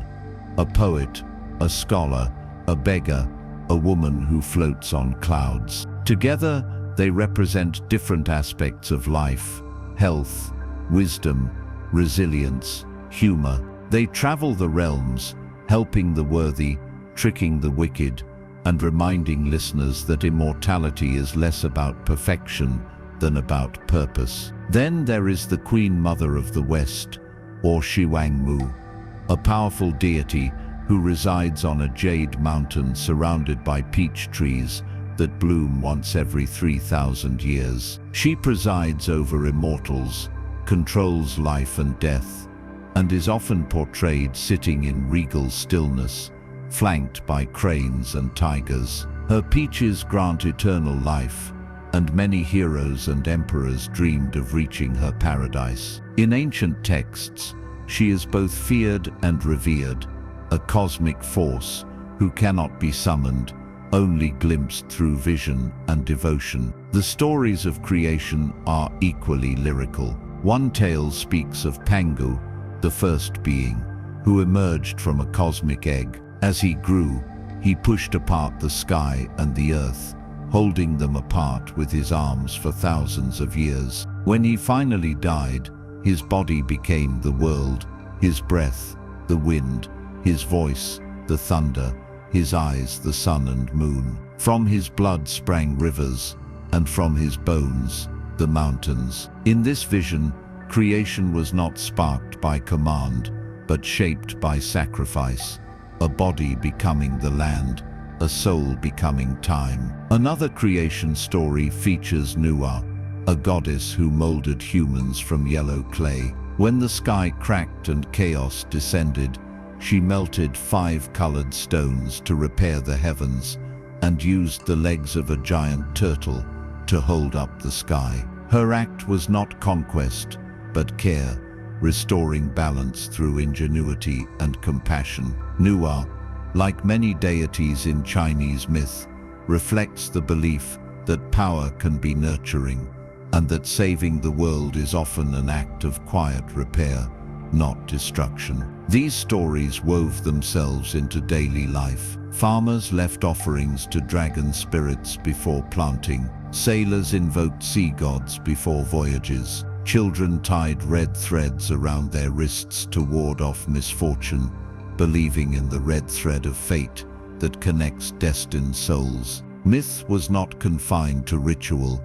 It lived in art, in seasonal festivals, in lullabies and lantern riddles. Walls were painted with phoenixes, symbols of grace and rebirth. Bridges were built with lions carved at either end to scare off evil. Even the Chinese zodiac, with its 12 animals cycling through the years, is a story of a celestial race, where cunning, strength, and timing decided the order of time itself. And yet, for all their magic, Chinese myths often carry a note of stillness. They do not always promise triumph or certainty. Instead, they offer reflection of impermanence, balance, sacrifice, and the mystery that flows beneath the surface of the ordinary. Their heroes are not always warriors, but seekers. Their lessons are not commands, but questions. What is immortality if it separates you from love? What is power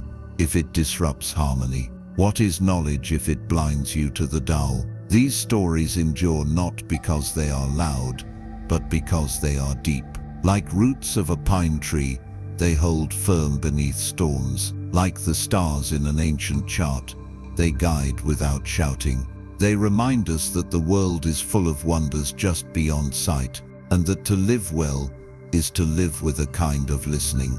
Ahead, we journey into the final acts of this sleeping empire, into its legacy, its influence, and the quiet ways ancient China continues to shape the modern world.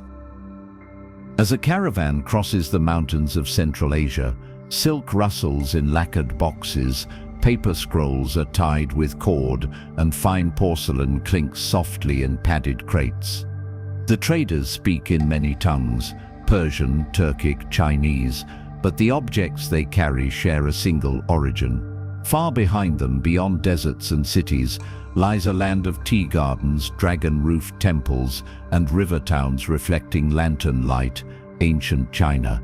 And though they travel without armies, these merchants bring with them a quiet force, the ideas, artistry, and inventions of a civilization that over time would gently shape the world. The most tangible legacies of ancient China are often its inventions, those quiet revolutions in daily life that began in modest workshops or palace bureaus. Paper, as once traced through the hands of Kaya Lun, traveled westward along trade routes, eventually reaching the Islamic world and later Europe, where it would fuel the spread of literature, science, and philosophy. Long before the printing press turned gears in Europe, woodblock printing had already produced scrolls and books in Chinese monasteries. Knowledge moved not with noise, but with ink. The compass, too, born from lodestones and suspended needles, made its way from geomantic rituals in China to the decks of ships that would chart the world's oceans. Gunpowder, first used in Daoist alchemical experiments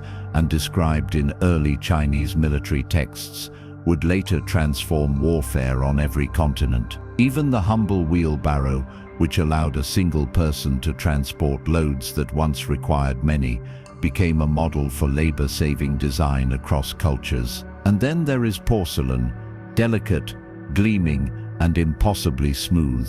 It captivated traders and emperors alike, giving rise to the word China as both a material and a place. Chinese kilns, particularly during the Tang and Song dynasties, achieved levels of precision and beauty unmatched anywhere in the world at the time. Blue and white porcelain, painted with cobalt from Persia and shaped in the hands of Chinese artisans, became one of the most coveted objects in Europe and the Middle East. Its patterns, dragons, lotuses, flowing clouds, would influence pottery from Japan to Delft. Beyond objects, China's influence flowed through aesthetics and ideals. Neighboring civilizations such as Korea, Vietnam, and Japan adopted and adapted Chinese characters, administrative models, architectural styles, and philosophical teachings. In Korea, Confucian values became deeply embedded in social life.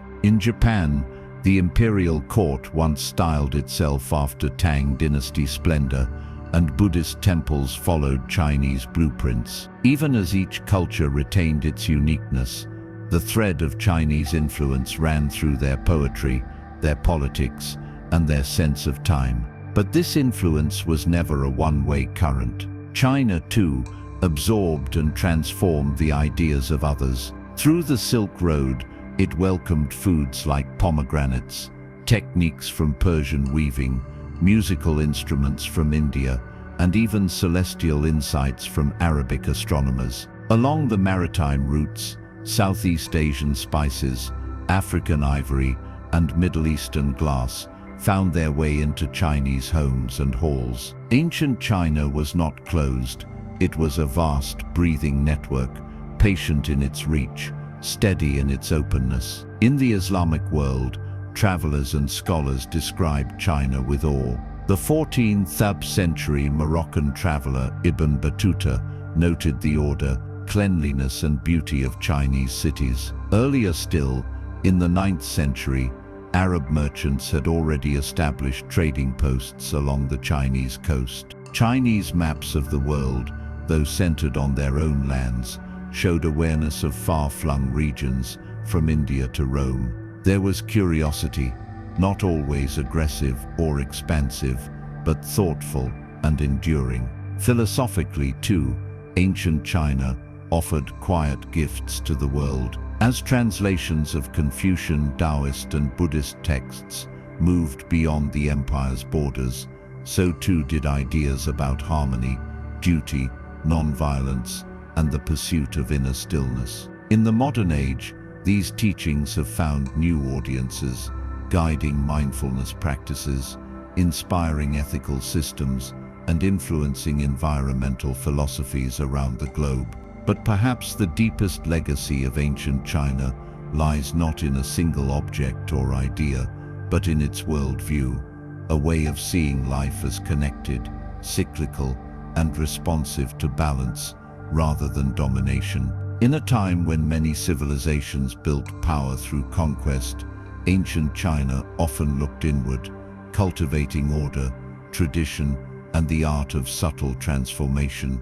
It built with time, not speed. It ruled through principle, not noise. It taught that the smallest gesture, a character written with care, a cup placed in a ritual, a seed planted on the right day, could ripple outward across generations. And so today, the legacy of ancient China continues to live quietly in countless places, in the brushstroke of a modern calligrapher, in the curvature of a roof in a temple far from Beijing, in the warm sip of tea shared between friends, or the paper lanterns rising into the night sky during a midsummer festival. It lives in how we count time, how we read the stars, how we shape gardens, how we search for harmony in a dissonant world. As we near the final chapters of this journey, we turn now to reflection, to the fall of dynasties, the endurance of memory, and the gentle way ancient China reminds us, nothing truly disappears if it is remembered with care. When a river changes course, it does not roar or scream. It curves slowly, reshaping its bed, adjusting to the weight of time and stone. So too, the dynasties of ancient China rose and fell, not always in cataclysm, but in slow, inevitable turns of the wheel. Each dynasty was like a current, carrying the hopes, achievements, and struggles of its people forward, before giving way to the next. And through it all, the deeper river, the culture, the language, the rhythms of life, continued to flow. The earliest known dynasty, the Xia, occupies the misted edge between legend and history. Ancient chronicles describe a line of sage kings who ruled wisely over the Yellow River Valley, introducing flood control and simple governance. While archaeological evidence remains debated, the idea of the Xia set the tone for all that would follow, a belief that righteous rule was possible and that the mandate of heaven could shine down upon humanity. The Shang dynasty c. 1600–1046 BCE marks the first dynasty for which written records survive. From their bronze workshops and oracle bones came a culture deeply attuned to ritual, divination, and ancestral connection. Shang rulers communicated with the divine through cracked bones and cast intricate ritual vessels, blending power with piety. Yet even as their influence grew, cracks appeared. Internal strife, lavishness, and military exhaustion, and slowly the currents of destiny shifted.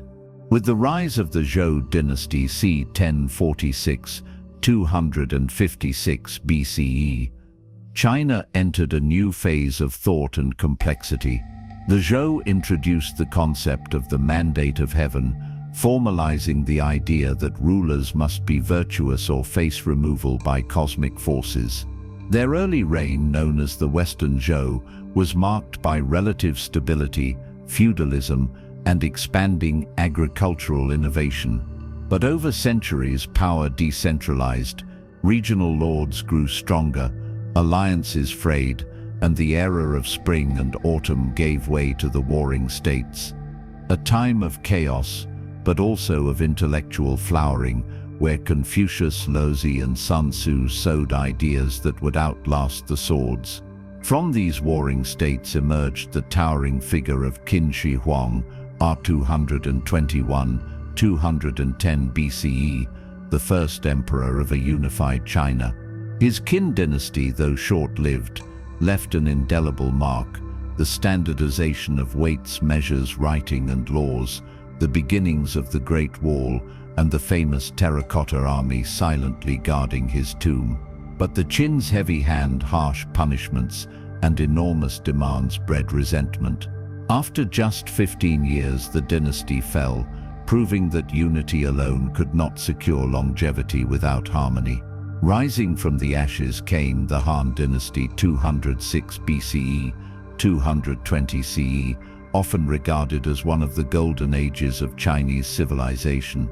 Under the Han, trade flourished along the Silk Road, Confucianism was enshrined as state philosophy, and scientific and artistic achievements blossomed. The empire expanded, bureaucracies deepened, and cultural identity strengthened. Yet, even amidst prosperity, time wore away the foundations. Corruption crept into court life, peasant revolts erupted, and powerful eunuchs manipulated emperors from behind the scenes. By the 3rd century, the Han fell, and with it, the ideal of unbroken unity. Periods of division followed, most notably the three kingdoms Wei, Shu, and Wu, immortalized later in epic tales of loyalty, strategy, and heroism. Though fragmented, this era was rich in cultural creativity and regional resilience. Eventually, reunification came with the Sui dynasty, 581–618, a short but crucial bridge to the dazzling brilliance of the Tang dynasty, 618–907. The Tang is often seen as a pinnacle, a time when poetry, art, and trade blossomed in shimmering abundance. Chang'an, the Tang capital, was among the largest and most cosmopolitan cities in the world, filled with traders, monks, and ambassadors from distant lands. Yet even the Tang, for all its grandeur, could not escape the cycles of decline. Rebellions, droughts, and internal decay slowly loosened the fabric, leading to another period of division known as the 5 dynasties and 10 kingdoms. The Song dynasty, 960–1279, followed, bringing a quieter, more introspective golden age. Song China saw the flourishing of landscape painting, new forms of philosophy like Neo-Confucianism, and early technological innovations such as gunpowder weaponry and movable type printing. Its cities teemed with life, its markets glittered with goods from every corner of Asia. Yet militarily, the Song struggled against northern invaders. Eventually, the dynasty split, with the southern Song maintaining culture and commerce even as it retreated southward.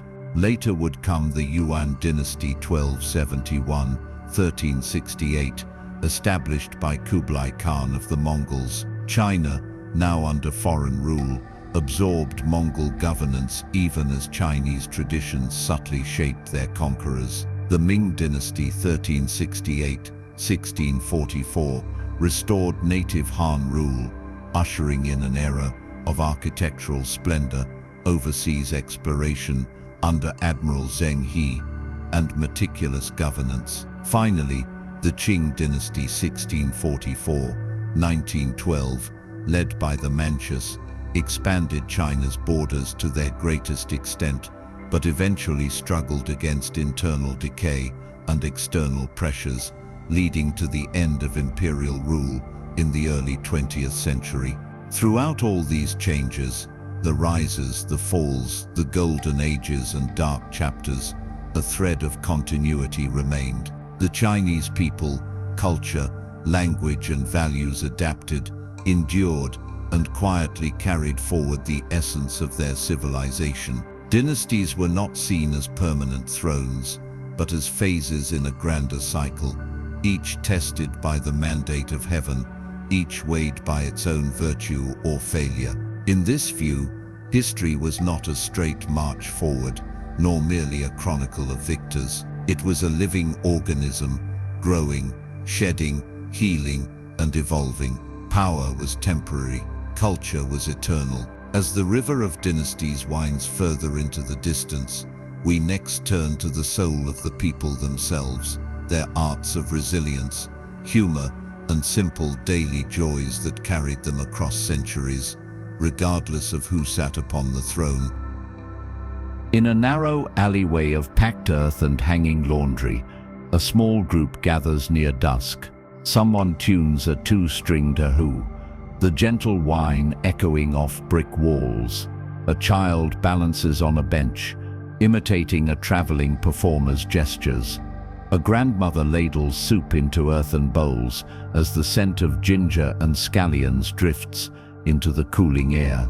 There is no court here, no emperor, no record keeper. And yet, in these simple moments, the flicker of a lantern, the rhythm of a drum, the warmth of steamed buns in hand, the spirit of ancient China comes alive in ways no scroll could fully capture. Resilience in ancient China was not always heroic. It lived in the small decisions: how to stretch rice through winter, how to turn hardship into song, how to find wonder in repetition. Music, especially, offered both joy and medicine for the soul. Instruments like the guqin, a plucked zither with a lineage dating back more than 3,000 years, were considered tools of reflection. With no frets and subtle tones, it was said the guqin did not demand to be heard.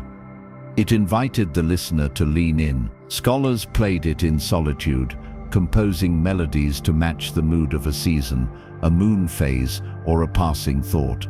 Other instruments added texture to village and court life alike. The sheng, an ancient mouth organ made from bamboo pipes, created chordal harmonies centuries before Western counterparts. Flutes, both side-blown and end-blown, filled tea houses with drifting melodies. In markets and on festival nights, percussion, gongs, clappers and drums brought crowds to life, drawing dancers into motion and laughter into the air. Alongside music lived humor, often disguised in story. Traditional folk tales like those of Judge Bao, the incorruptible magistrate who outwits greedy officials, or the clever but mischievous Jubaji, the pig-faced companion from Journey to the West, allowed ordinary people to poke fun at power while affirming their own wisdom. Village storytellers, sometimes blind, would recite epics in rhythmic prose, accompanied by clapping sticks or drum beats, pausing for gasps, laughter, or tears. In these tales, tricksters often won the day, and virtue was found not in wealth or status, but in kindness, cleverness, and heart. Food, too, was a language of endurance and celebration. In ancient kitchens, from the stone hearths of rural homes to the bustling wok-fired stoves of city inns, cooking was both craft and culture. Rice and millet, soybeans, bok choy, garlic and ginger were staples, but regional variation made each meal distinct. In the north, wheat-based dishes like dumplings and flatbreads dominated, while the south leaned into rice porridge, steamed fish and braised vegetables. Pickling and fermentation were art forms in themselves, preserving flavor and nutrition through long winters. Food carried meaning far beyond sustenance. A simple bowl of noodles might symbolize long life during a birthday. Glutinous rice balls filled with sesame or red bean were exchanged during the Lantern Festival as symbols of reunion. Mooncakes passed between neighbors carried stories folded into sweet lotus paste. During harder times, ingenuity turned scarcity into new cuisine. Turnip cakes, sweet potato porridge, and dumpling wrappers fashioned from cabbage leaves. And always, there were rituals of sharing. Meals were rarely solitary. Families gathered around low tables, each reaching with chopsticks to share dishes, speaking between bites, pouring tea in small porcelain cups. Hospitality was a quiet virtue. Guests were welcomed with warm bowls, and even the poorest homes offered what they could: a piece of fruit, a handful of nuts, a smile, and a story. Beyond food and performance, joy lived in craft. Weaving, paper making, kite building, paper cutting. These were not just pastimes, but expressions of beauty, patience, and connection. During festivals, red paper symbols were cut with intricate scissors into patterns of fish, plum blossoms, and character symbols like Fu Fortune. These decorations hung in windows or on doors, dancing in the wind like silent blessings. Folk festivals, distinct from the grand rituals of court life, were moments when communities came together to mark time, weather, and memory. The Double Seventh Festival, sometimes called Chinese Valentine's Day, told the legend of the cowherd and the weaver girl, lovers separated by the Milky Way, but allowed to meet once a year. On that day, girls showcased their embroidery, hoping for skill and love alike. In the Ghost Festival, people floated paper lanterns down rivers to guide wandering spirits. The glowing lights drifting into darkness offered both comfort and awe, and even in the face of hardship, flood, famine, or conflict, communities found ways to preserve their spirit. Shadow puppetry, folk opera, and lullabies continued to pass through generations, not in palaces, but in doorways and courtyards. These weren't distractions, they were sustenance. They reminded people who they were, even when the world around them changed. Resilience did not always wear the armor of warriors. Often, it wore an apron, or held a fan, or walked barefoot along the edge of a rice field. It was the choice to keep singing, to keep planting, to keep telling stories, even when the harvest failed or the road home felt long. And so, through music, flavor, laughter, and memory, ancient China breathed life not only into dynasties and discoveries, but into the quiet, unrecorded moments that shaped the soul of a people. As we continue, we'll now return to the elegant expressions of that soul through architecture, landscape design, and urban planning, where form and philosophy met to create spaces that invited both shelter and reflection. As a breeze moves gently through a carved wooden lattice, sunlight filters in delicate patterns across a tiled floor. Beyond the threshold, a pond mirrors the sky, its surface broken only by the ripple of a koi or the falling of a leaf. To step into a traditional Chinese space is to enter a quiet conversation, not just with the building, but with nature, memory, and time. In ancient China, architecture was not about imposing on the world. It was about listening to it. Every beam, every stone, every window was placed with intention, guided by beliefs about harmony, balance, and the invisible currents that flow between earth and sky. At the foundation of this vision was the ancient principle of feng shui, meaning wind and water. More than superstition, feng shui was a sophisticated philosophy of spatial alignment, observing the contours of the land, the direction of winds, the flow of rivers, and the play of light. A home that opened to the south, sheltered by a hill behind and water in front, was thought to rest in auspicious balance. Gates aligned with celestial markers, walls deflected chaotic energy, and interior spaces flowed like the chi they were designed to host. This was not decoration, it was placement as poetry. Cities too were planned with care. In dynastic capitals like Chong'an and Luoyang, urban design reflected cosmic order. Streets ran in strict grids, aligned to cardinal directions. Walls encircled neighborhoods and palaces like protective arms. The imperial palace typically sat at the center, facing south, echoing the belief that the ruler should stand between heaven and the people. Markets were placed to the east and west, administrative centers to the north. Gates were not merely entrances, they were thresholds, shaped by both function and symbolism. Within these cities, the layout of homes followed similar principles. The traditional Sihuan, or courtyard house, was built around a central open space, with buildings arranged on each side. The main hall sat to the north, facing south, often housing the family altar or elders' quarters. Side buildings offered sleeping rooms, kitchens, and storage.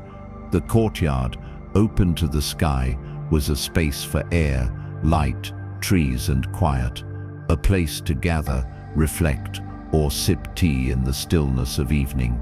These homes were more than dwellings. They were microcosms, balancing public and private, nature and shelter, movement and rest. Temples and palaces elevated this spatial language into grandeur. The Forbidden City, begun in the Ming Dynasty, was a masterpiece of symmetry, hierarchy, and imperial symbolism. Over 900 buildings stood within its vermilion walls, their yellow-tiled roofs shining like a sea of sunlight. Each courtyard led to another, narrowing access until only the most sacred or powerful could enter the inner halls. Bridges arched over artificial rivers, towers rose at the corners like celestial guardians. Yet even here, grandeur bowed to balance. Every angle, every doorway, every threshold aligned to ancient principles of cosmic flow. But perhaps the most poetic expression of ancient Chinese space was the garden, a place where humans stepped not away from nature, but deeper into it. In cities like Suzhou, private scholars and retired officials created small, intricate gardens designed to resemble ideal landscapes. Rocks were chosen for their texture and form, not for symmetry, but for suggestion. A jagged stone might recall a distant mountain peak. A winding path might feel like a river's course. Trees were pruned not to tame nature, but to reveal its character. Water was always present, often still, reflecting both the world and the mind. Famous gardens like the humble administrator's garden or the garden of the master of the nets contained tiny pavilions, each with poetic names: Pavilion of the Fragrant Snow, Hall of Distant Fragrance, Studio of Adequate Joy. These spaces were meant to invite stillness. Guests might write poetry, sip tea, or simply sit in silence as shadows shifted across the stone. In these gardens, movement was gentle. Transitions between spaces were concealed, creating surprise and delight with each turn. A glimpse of bamboo through a moon gate, the sound of water just around a hedge. Materials, too, carried meaning. Wood was favored for its warmth and life. Tile roofs curved upward, catching rain and lifting the eye toward heaven. Stone paths followed natural contours, often arranged in symbolic patterns. Color played a subtle role: red for protection and fortune, yellow for imperial power, green for renewal. Even the placement of furniture within a room followed a philosophy of openness and ease. Chairs facing each other for conversation, scrolls on walls for inspiration, and windows framed like paintings of the outside world. Architecture extended beyond form into feeling. It was never static. It responded to weather, to light, to human presence. Doors opened not just to allow passage, but to frame views. Rooms were designed for sound, to carry the rustle of silk, the drip of water, the quiet ring of a bell. A scholar's study was not complete without the right balance of fragrance, brush, and view. A tea house was not simply a shop. It was a stage for observation, connection, and release. Even in tombs and memorial halls, this spatial sensitivity remained. The Ming tombs, set among hills and pine forests north of Beijing, follow the natural contours of the land. Sacred ways lined with stone animals and guardians lead to mausoleums nestled between ridges, protected yet open. In death, as in life, placement mattered, aligning the departed with celestial flows, ensuring peace and remembrance. As we walk slowly from these gardens and halls, we carry with us the feeling of a world thoughtfully shaped. In the chapters ahead, we'll return to the story of time itself and explore how the people of ancient China understood history, memory, and the cycles of the cosmos. In a quiet study, lit only by a single oil lamp, a historian dips his brush into ink and begins to write. The paper is thin, almost translucent. The characters flow slowly, line by line, until a scroll begins to take shape, not of myth or poetry, but of memory. Outside, the moon waxes over a still garden. Crickets sing, and the scent of pine drifts through the window. Here, time is not ticking away. It is breathing, it is spiraling. And in ancient China, to understand time was not merely to measure it, but to live in rhythm with its patterns. The Chinese view of time has long been shaped by cycles rather than by a single linear progression.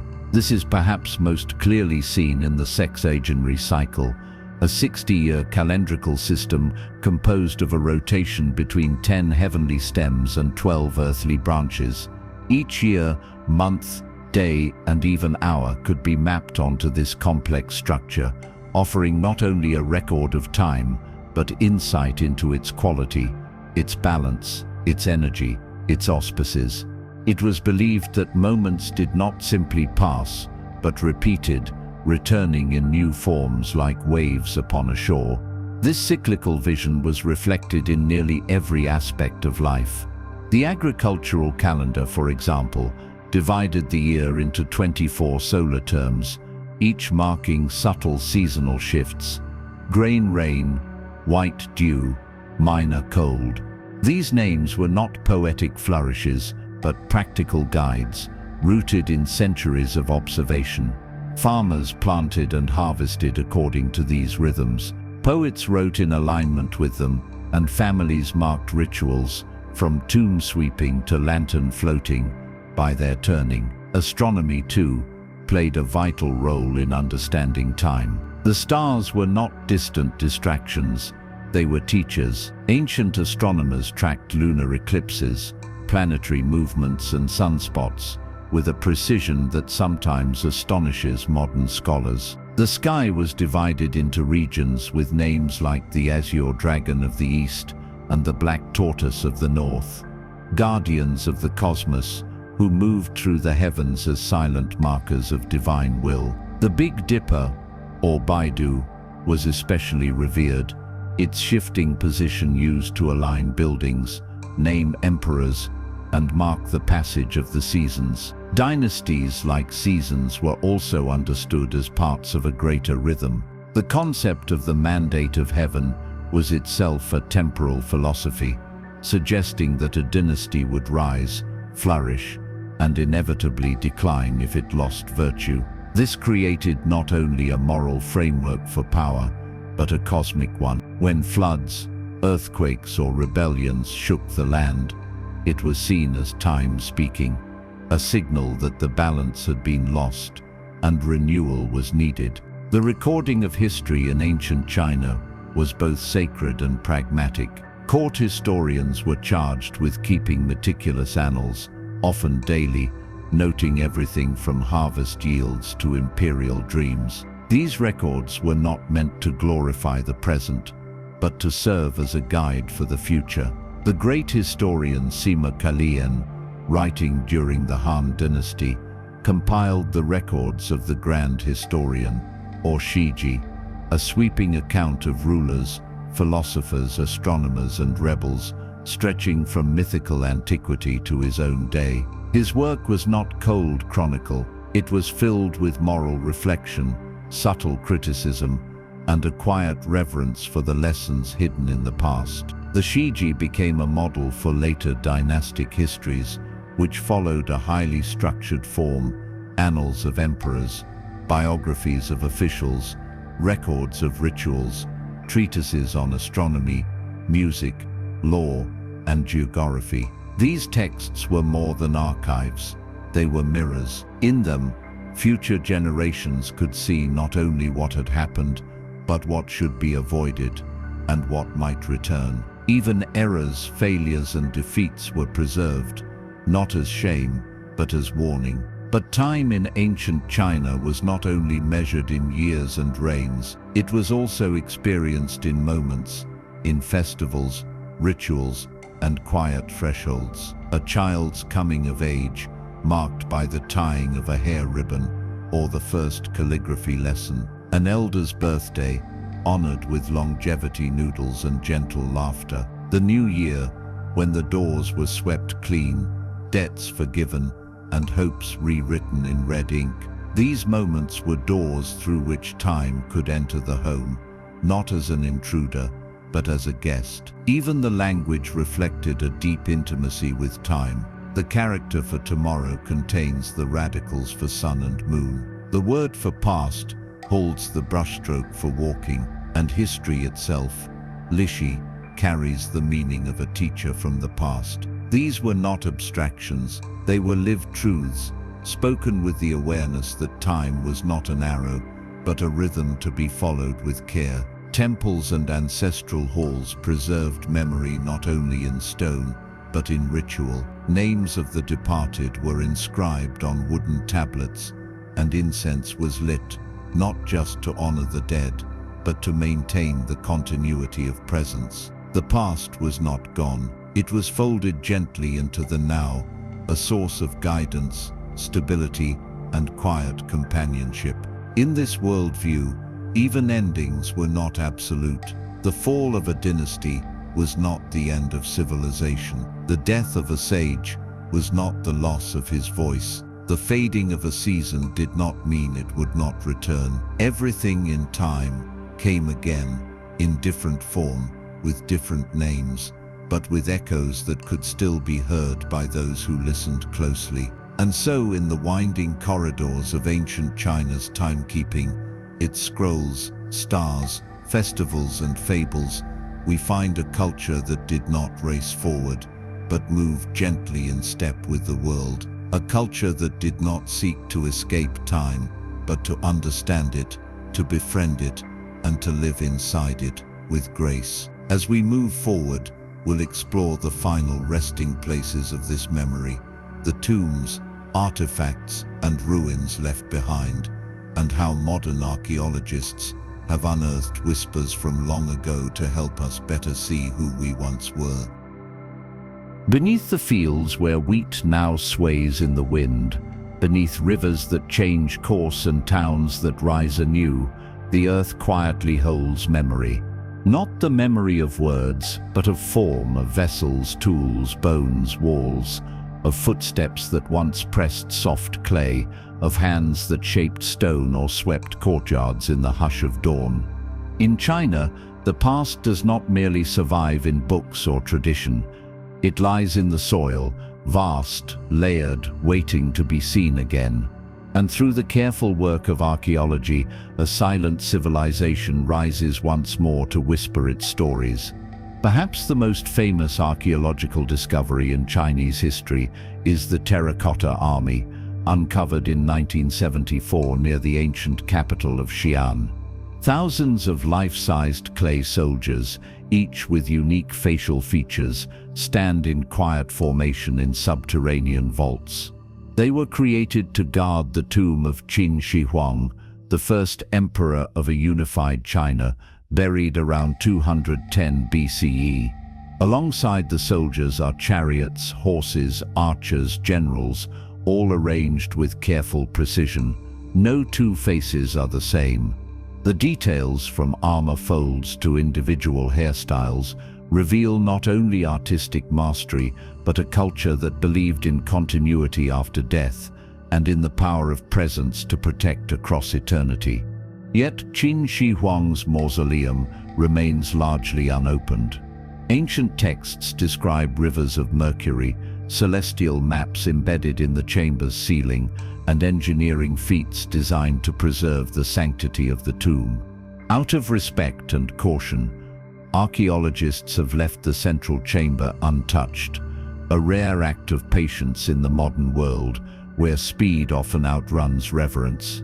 But the terracotta army is only one note in a much larger song. Across China, thousands of sites have yielded delicate traces of life, from Neolithic settlements in Banpo with pottery shards and painted jars to Bronze Age cities like Eritu, believed by some to be tied to the semi-mythical Jia dynasty.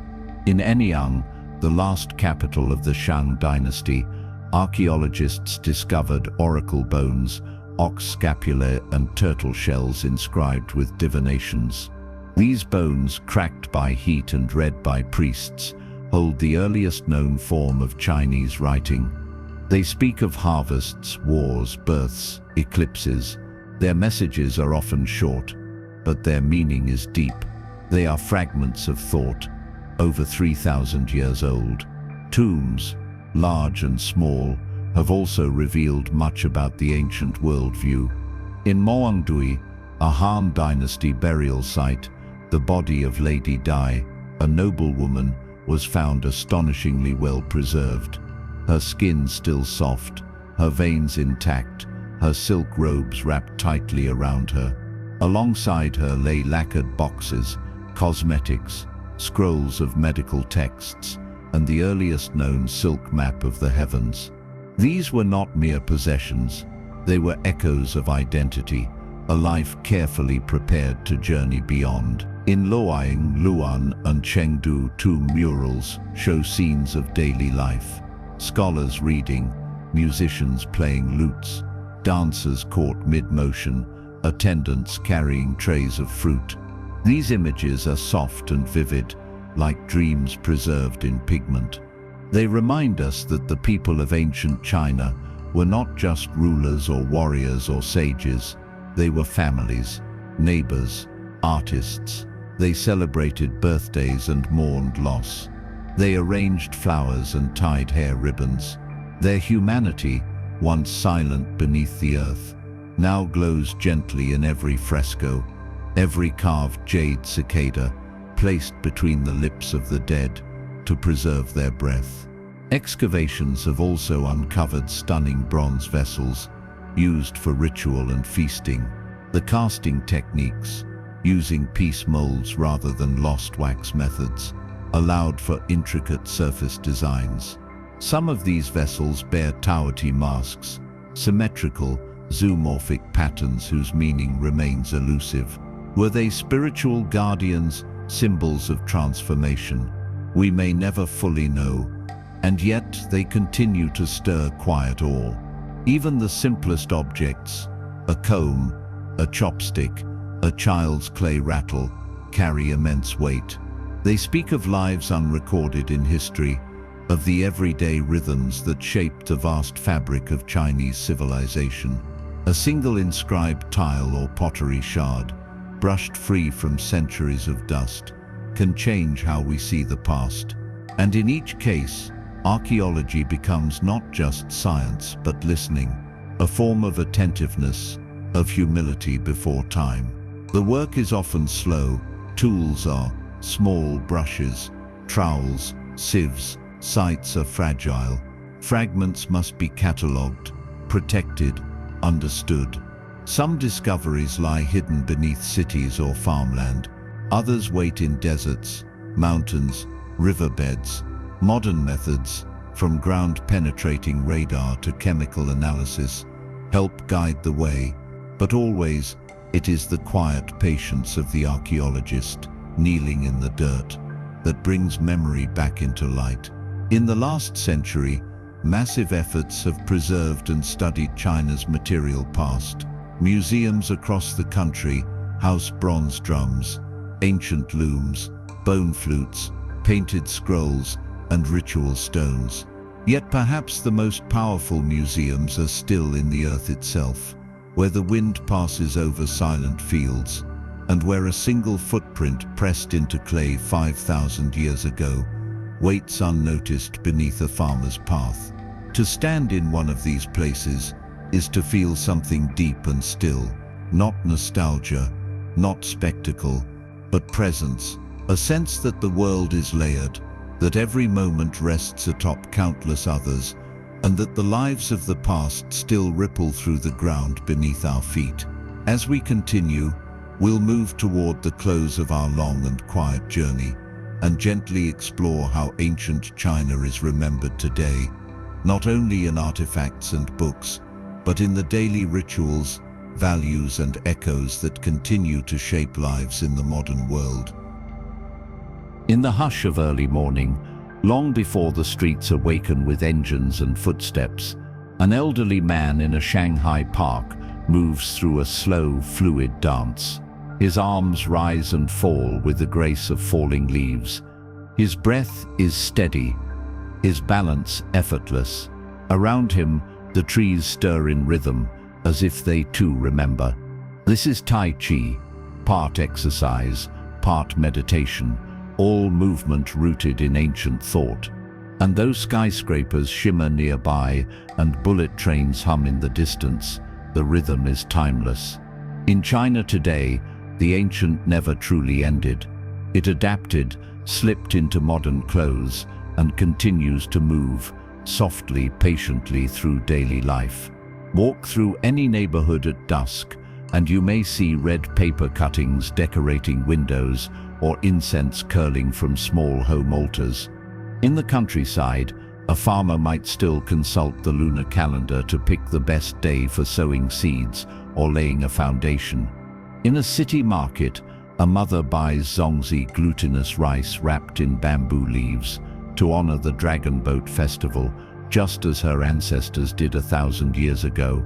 Across generations, the gestures remain passed not through command, but through inheritance of habit, shared, mimicked, remembered. Language itself carries these echoes. Modern Mandarin is built atop the same characters developed thousands of years ago. Though simplified in form, many characters still retain hints of their pictographic roots: the sun, the moon, water, fire. Ancient proverbs, Chengyu, continue to be used in speech and writing.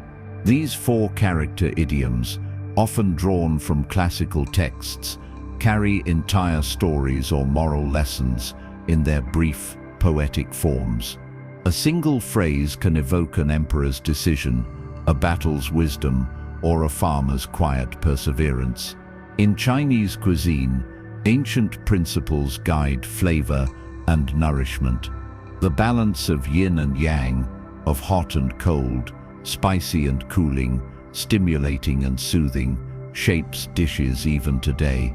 Ginger and garlic, tofu and vinegar, goji berries and lotus root are not merely ingredients, but elements with meaning. Families still prepare longevity noodles for birthdays, mooncakes for mid-autumn, and dumplings at the new year. Their folded shapes, said to resemble ancient gold ingots, a wish for prosperity wrapped in dough. Architecture, too, holds the shape of memory. In places like Beijing's Hutongs, Suzhou's gardens, or Pingyao's ancient city walls, traditional layouts continue to breathe. Courtyards still bloom with potted chrysanthemums, tea still steeps beside carved screens, shadows still dance across tiled roofs. Even in modern homes, echoes remain. Red couplets adorn doorways during the spring festival. Round tables invite communal meals. A simple bowl of rice placed before an ancestor's photo speaks to a reverence that transcends time. Philosophy, once the realm of scholars and sages, now moves through daily choices. Parents quote Confucius when teaching children to respect their elders. Students recite classical poems in school, learning cadence and calligraphy together. In moments of stress or decision, one might still invoke Daoist calm, yielding like water, or stepping back to see the whole landscape, not just the path ahead. Even in technology and science, ancient thought shapes modern ideas. Traditional Chinese medicine continues to thrive, not only in clinics but in pharmacies, where herbs are weighed with digital precision. Acupuncture, cupping, and qigong remain widely practiced, not as curiosities, but as living traditions supported by modern research and generational experience. Festivals remain central to cultural life. On Qingming, families sweep the graves of their ancestors, lighting incense and placing chrysanthemums with bowed heads. During the Lantern Festival, children carry glowing globes through the streets, solving riddles and laughing beneath the full moon. On Double Ninth, elders climb hills to honor long life. These events are not relics, they are reunions with the past, celebrated in the present. Even beyond China's borders, the legacy lives on. In Chinatowns around the world, lion dances still shake the pavement, and red envelopes still pass from hand to hand. Chinese language schools teach characters drawn from oracle bones. Calligraphers, young and old, dip brushes into ink to trace wisdom written 2,000 years ago. These are not mere performances, they are acts of continuity, woven into the identity of families scattered across oceans, but still rooted in shared memory. In art and fashion, in meditation and design, in the shape of a garden path, or the tilt of a teacup, ancient China breathes, not in the shadow of what was lost, but in the light of what still is. Its wisdom endures not because it was frozen in time, but because it knew how to move with time, to fold, adapt, return. And so, in a classroom, where a child learns to write her name in careful strokes, in a kitchen where ginger steams beside jasmine tea, in a moment of stillness before a painted scroll, the past returns, not loudly, not ceremoniously, but softly, like mist across water, like a memory sung beneath the breath. As we near the close of our journey, we turn now to reflection, to gather the threads of all we've explored, and gently consider what ancient China still whispers to us when we pause long enough to hear.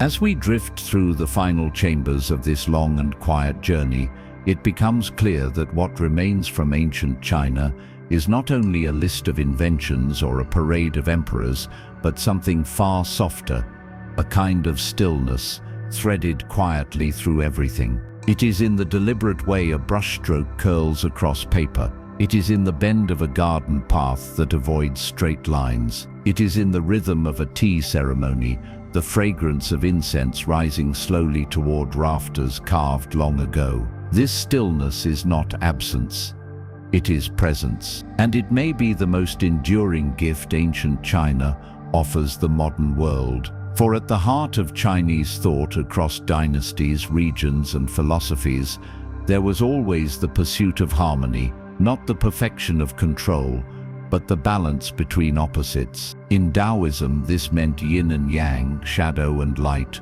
water and stone, each incomplete without the other, each returning to balance in time. In Confucianism, it meant proper relationship between child and parent, ruler and subject, friend and friend. In Buddhism, it meant the middle path, neither indulgence nor denial, but something softer, more spacious. These ideas were not locked in books or recited in classrooms alone. They were lived, woven into architecture, storytelling, governance, medicine, and the daily rituals of ordinary life. Even the way ancient China saw time reflected this sense of rhythm. The past was not behind us in a straight line. It was beneath us, supporting our steps, curling back again in cycles. The seasons were not just divisions of weather, but living forces. Spring did not begin when a calendar turned, but when insects stirred, when peach blossoms opened, when the wind changed direction. A person's age was not just a number, it was a stage, each one carrying different roles, different kinds of wisdom. Childhood was curiosity, middle age was responsibility, old age was clarity. This vision of time made life feel not rushed, but grounded. It taught that change does not need to be fast to be meaningful, that strength is not always loud, that a mountain does not need to move to endure. In this way, ancient China invites us to walk more slowly, to observe more deeply, and to treat the world not as a problem to solve, but a presence to meet with respect. And so many of the great achievements we've explored, the invention of paper, the creation of a moral bureaucracy, the shaping of porcelain and bronze, the engineering of great walls and canals, were not born from urgency, but from continuity, from generations passing down what they knew, refining it gently, improving without erasing. The same applies to poetry, medicine, cooking, or calligraphy. A slow mastery, a quiet devotion, a patience with time. That patience also extended to memory. The past was never thrown away. It was folded into ritual, into the bow before an ancestor's tablet, the lunar date chosen for a wedding, the red thread tied around a newborn's wrist. Even today, millions still move with these rhythms. When they sweep tombs in spring or eat dumplings on New Year's Eve, they are not only celebrating tradition, they are remembering how to be part of time, not just inside it. Ancient China's stillness is not the stillness of inaction. It is the stillness of intention, of doing things deliberately, with awareness. The way a garden is placed to catch light, the way a roof curves to lift the spirit, the way a story is told not to instruct, but to evoke. The listener is never rushed. The lesson is never forced. The silence around the words is part of the teaching. Perhaps this is why ancient China continues to resonate so deeply.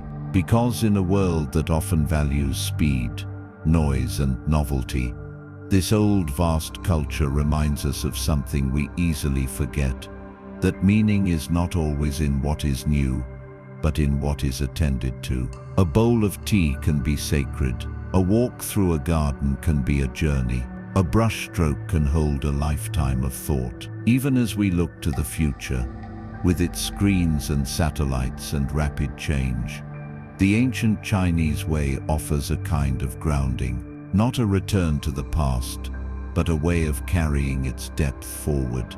We can speak its values not by dressing in robes or building pagodas, but by choosing balance over excess, mindfulness over reaction, and presence over distraction. To pause before acting, to ask if something aligns, not just if it works. To value the unseen as much as the visible. These are not distant ideals, they are seeds, waiting quietly in every moment, in every breath. And so we step gently into the final chapters of this journey, no longer searching for more facts, but simply listening.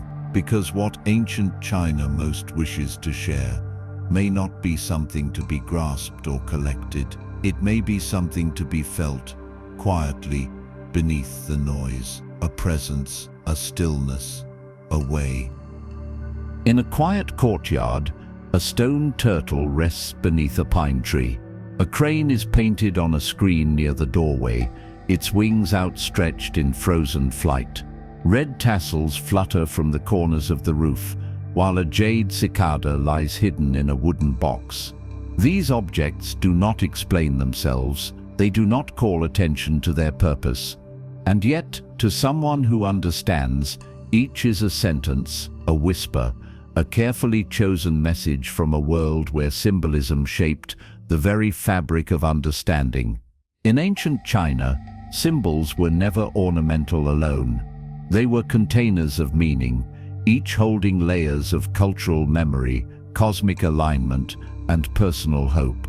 From robes to rooftops, scrolls to tea bowls, the world was full of signs. People lived inside a landscape of metaphors, each one reminding them of the patterns that shaped their lives and how to live in harmony with them. At the center of this symbolic language stood the dragon and the phoenix. The dragon, long and coiling, was not a beast of destruction, but a symbol of strength, wisdom, and the power of transformation. Often seen soaring through clouds or curling around the pillars of temples, it represented the yang, the active, assertive force of nature. Emperors wore dragons on their robes, not to inspire fear, but to signal their role as cosmic mediators, responsible for keeping the world in balance. Beside the dragon flew the phoenix, or fanwang, a mythical bird with shimmering feathers of 5 colors. Unlike its Western counterpart, the Chinese phoenix was not born from flame. It was a creature of virtue, grace, and harmony, often appearing in times of peace and righteous rule. Together, the dragon and phoenix were symbols of union, masculine and feminine, heaven and earth, and their pairing often adorned wedding robes, carved lacquer, and palace gates as a blessing for harmony and prosperity. Other animals, both real and imagined, carried meaning as well. The turtle, slow and steady, symbolized endurance and wisdom, its domed shell echoing the shape of the heavens. In funerary art, it often supported stone tablets, a gentle reminder of legacy. The crane, long-legged and serene, was a messenger between worlds, believed to carry the souls of the departed toward immortality. A crane soaring into the sky was not just a bird in flight, it was a promise of transformation, of freedom from the cycle of suffering. Even the bat, misunderstood in many other cultures, was beloved in China for its sound fu, which is also the word for good fortune. To paint 5 bats together was to symbolize the 5 blessings: long life, wealth, health, love of virtue, and a peaceful death. A simple image could carry a complex blessing, understood without a single word spoken. Colors, too, were more than aesthetic. Each held emotional and elemental weight. Red, the most auspicious, signified joy, celebration, and protection. It adorned wedding dresses, temple doors, and New Year scrolls, believed to ward off evil spirits and invite good fortune. Yellow was the color of the earth and of the emperor, symbolizing authority, stability, and connection to the center. Black represented water and the north, often used for ink and calligraphy, the color of potential and creation. White, rather than symbolizing purity, as it often does elsewhere, was associated with mourning and the west, a reminder of the cycle's closing and the path to renewal. Numbers carried symbolic weight as well. The number 5 echoed the 5 elements: wood, fire, earth, metal, and water, and appeared in countless aspects of life. 5 sacred mountains, 5 flavors in cuisine, 5 directions including the center. 8, whose pronunciation resembles the word for wealth, became a symbol of prosperity. Meanwhile, 9, the highest single-digit number, represented celestial completeness, often used in imperial architecture and rituals. A hall might have 9 beams, or doors with 81 studs, 9 times 9, evoking the cosmic structure. Plants whispered their own meanings. The plum blossom, blooming in late winter, stood for endurance and renewal, strength in hardship. The bamboo, flexible yet unbroken, symbolized moral integrity, its hollow stalk a metaphor for humility. The pine, evergreen through snow, was a symbol of longevity. Together, pine, bamboo, and plum formed the 3 friends of winter, often painted on scrolls or carved into brush pots, gentle companions to those who sought to live with strength and grace through the seasons of life. The lotus, rising clean from muddy waters, represented spiritual purity, especially in Buddhist contexts. To place a lotus beside a child in a painting suggested the wish for future enlightenment or moral clarity. The peony, lush and layered, symbolized beauty, wealth, and the richness of life fully lived. Architecture carried these symbols in its very bones. Roofs were lined with guardian creatures,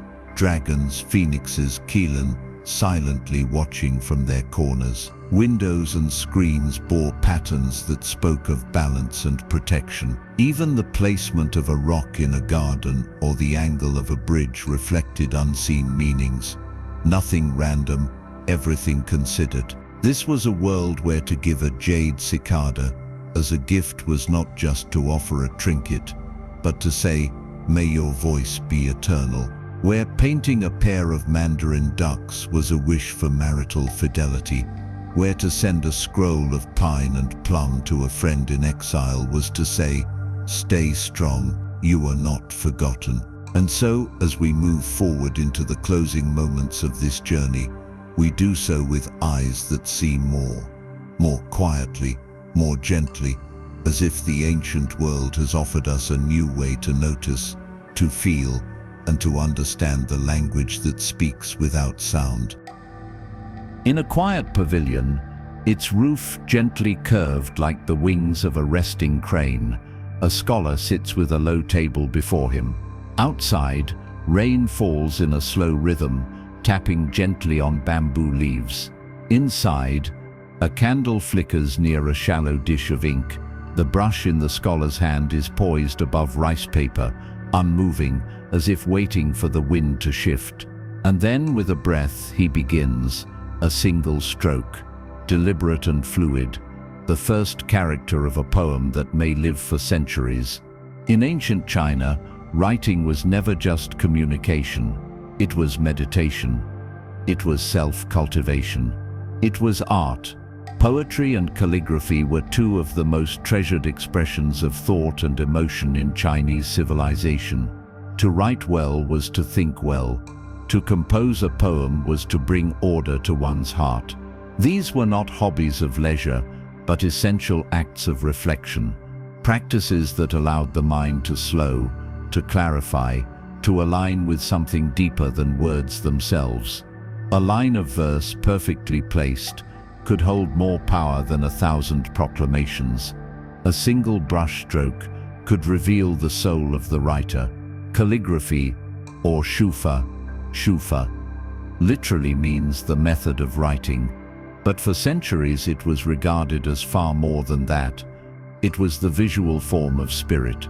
The brush, held between the fingers, was seen as an extension of the body and the breath. Its movement mirrored the inner world of the calligrapher. Too hurried, and the lines would tremble. Too stiff, and they would lose their life. True mastery was found not in control, but in balance, between tension and release, between structure and flow. The tools of calligraphy were revered as the four treasures of the study: the brush, ink, paper, and inkstone. Each held quiet importance. The brush, often made from rabbit or goat hair, allowed for variation in thickness and tone. The ink, made from soot and resin, was ground slowly on a stone with water, releasing its deep blackness like a rising fog. The paper, soft and absorbent, captured even the smallest shift in pressure, and the inkstone, cool, dark, and often passed down through generations, was the silent witness to all that was written. Calligraphers studied ancient models obsessively, but true artistry emerged when form gave way to feeling. In time, many distinct styles evolved. Kai regular script was precise and clear, used for formal writing. Kaiing semi-cursive flowed more freely, ideal for personal letters and poems. Kai cursive, often called grass script, moved like wind, wild, expressive, and full of energy. A single character in Kai could resemble a swirl of smoke, a bird in flight, or a strand of silk caught in motion. Reading it required more than the eye. It required feeling. And yet, calligraphy was rarely practiced alone. More often, it was married to poetry, its mirror in sound. Ancient Chinese poetry, with its deep restraint and layered symbolism, offered a way to speak directly to the heart without raising the voice. A short verse could express seasons, longing, solitude, gratitude, even political critique, all through a veil of natural imagery and metaphor. A mountain might stand for endurance. A falling leaf might evoke aging. A moonlit river could carry a message of distant friendship. The most celebrated poets, like Li Bai Du Fu and Wang Wei of the Tang dynasty, became timeless not because they sought fame, but because they captured something essential, the quiet truth beneath daily life. Li Bai wrote of wine and stars, of dreams and drifting clouds. Du Fu's poems spoke to suffering and justice, tender in their concern for common people. Wang Wei, a painter and Buddhist, wove silence into his lines like ink into snow, offering landscapes not only of place, but of mood and presence. Poetry in ancient China was not confined to scholars. It was a part of education, social gatherings, courtship, and even examination for government posts. To compose a good verse in the moment was a sign of intellect and poise. To recite a line from the Book of Songs, China's oldest poetry collection, was to link oneself to a lineage stretching back thousands of years. Even in exile, even in war, poets wrote, their verses often etched on walls, rocks, or scraps of silk. To write was to endure, and in writing, the line between word and image blurred. A poem, when brushed by hand onto a scroll, became painting in language.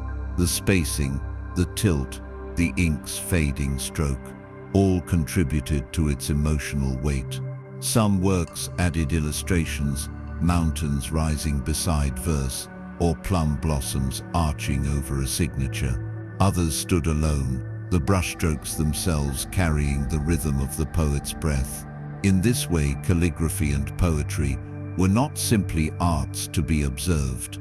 They were acts of embodiment, ways of being fully present in body, mind, and spirit. The brush did not simply write. It recorded a moment. It held a mood, and in the spaces between characters, the pauses, the rests, one could hear the quiet voice of reflection. Today, the tradition continues. Children learn classical poems in school. Artists still grind ink and press brush to paper. Scrolls still hang in homes, bearing blessings written centuries ago. And across the world, those who seek stillness find it in the slow unfolding of characters, the rise and fall of poetic lines, the soft music of thought given form. As we move toward the final chapters of our journey, we carry with us the gentle rhythm of ink and verse, a reminder that language, when written with care and spoken with heart, becomes not just a record of thought, but a path back to ourselves. At the edge of a hillside, overlooking a river that has flowed the same path for centuries, sits a stone tablet, weathered and lichen-covered. Around it, the grass grows wild and silent. There is no crowd, no performance, only the wind, and perhaps the soft shuffle of a caretaker's footsteps, returning once again to sweep the dust.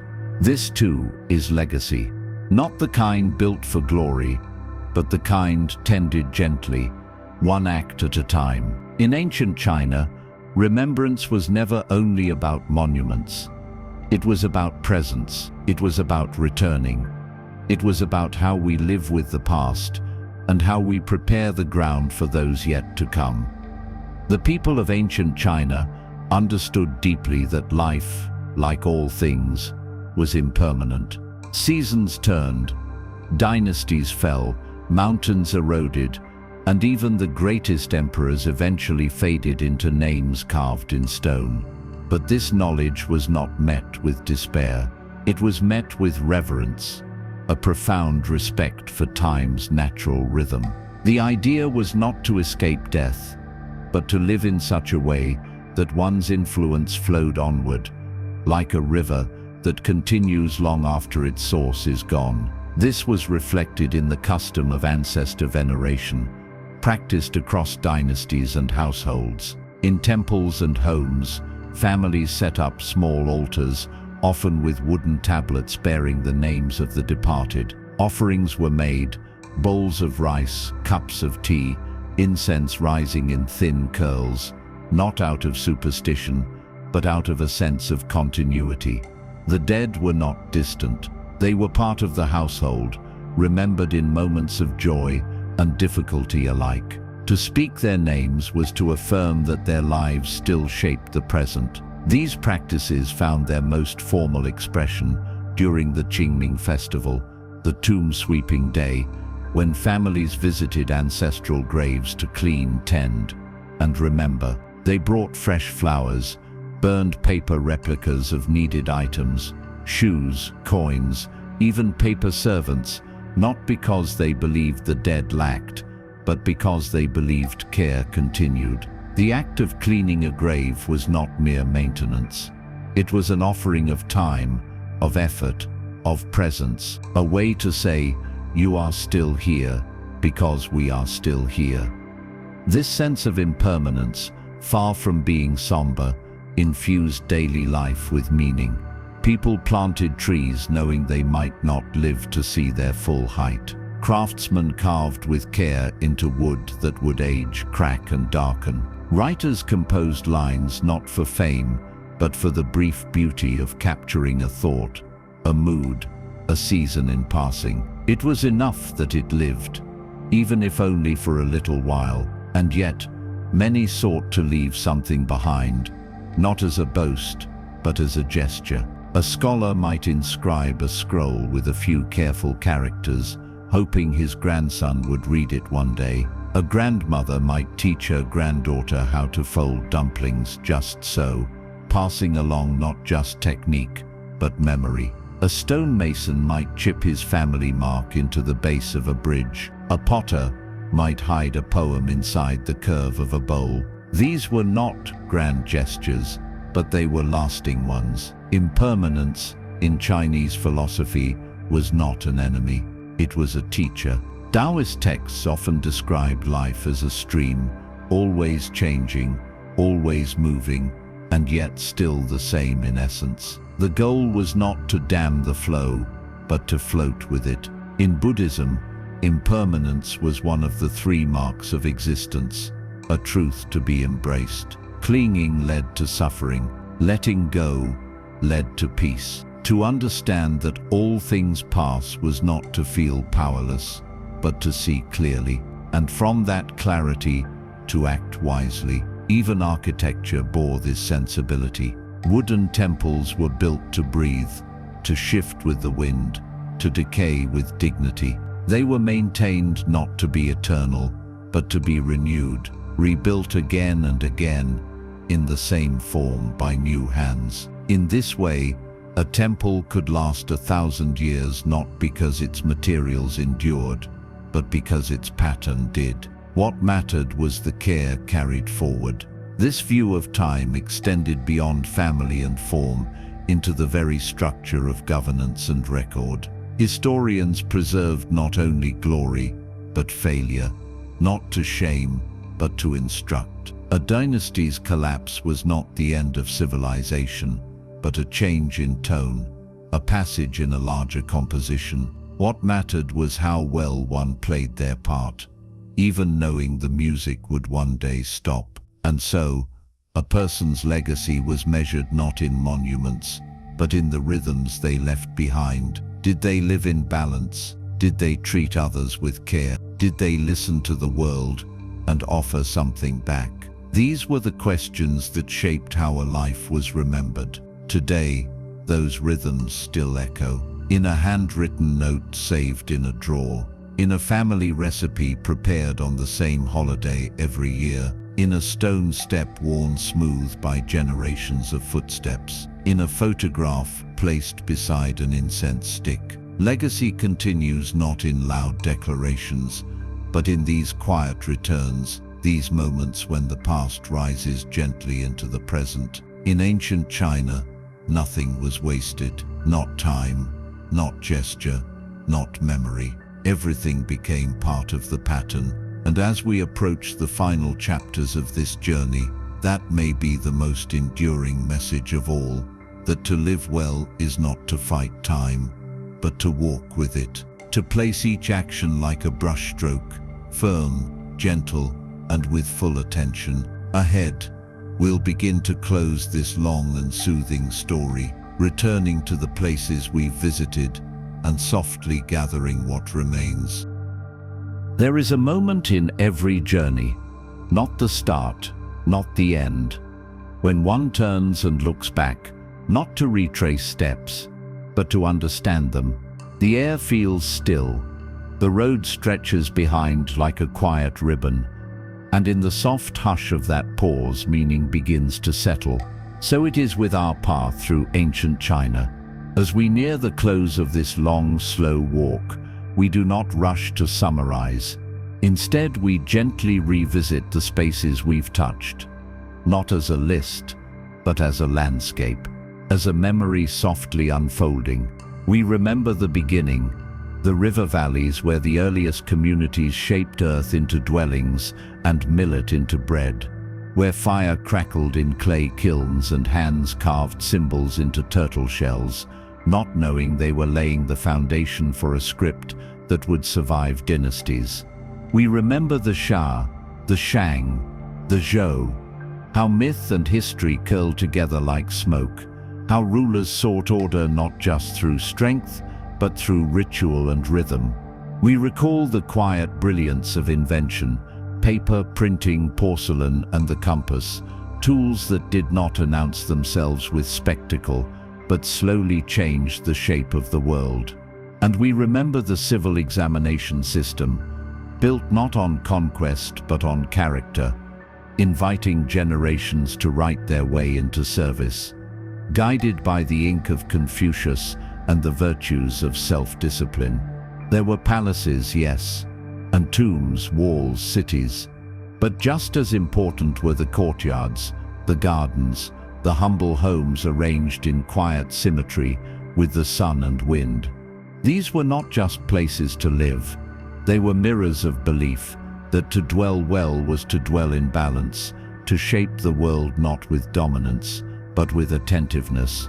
We've sat with the philosophers Confucius, Laozi, Zhuangzi, not as distant sages, but as thoughtful companions. We listened as they reminded us that the world does not need to be controlled to be understood, that silence can speak, that a crooked tree may live longer than a straight one, and we followed these teachings into art, into governance, into family life, where ritual and kindness offered quiet ways to walk upright in a complex world. And what of the people? We saw how women, too often unrecorded, shaped life in kitchens, courts, gardens, and schools. How farmers watched the moon to sow their seeds. How healers steeped herbs with patience and care. How poets, even in exile, wrote verses that still carry the scent of plum blossoms and mountain rain. We walked through sacred places, temples tucked into cliffs, shrines glowing in candlelight, scrolls that guided both body and breath. We looked to the stars, not for escape, but for alignment. We stepped into marketplaces, listened to lullabies, ate dumplings by lantern light, and learned how the rhythms of daily life could carry the soul just as surely as the great drums of the capital. Even in grief, we found meaning. In the sweeping of tombs, in the placing of a cup before an ancestral tablet, in the folding of paper houses to burn for those who had gone before. Death was not hidden, it was folded gently into the cycle of life, acknowledged, honored, and understood. And all along the way, we learned to notice the smallest things, a carved jade cicada, a brush dipped in ink, a pause between lines of poetry. These too were teachers. They reminded us that beauty is not always loud.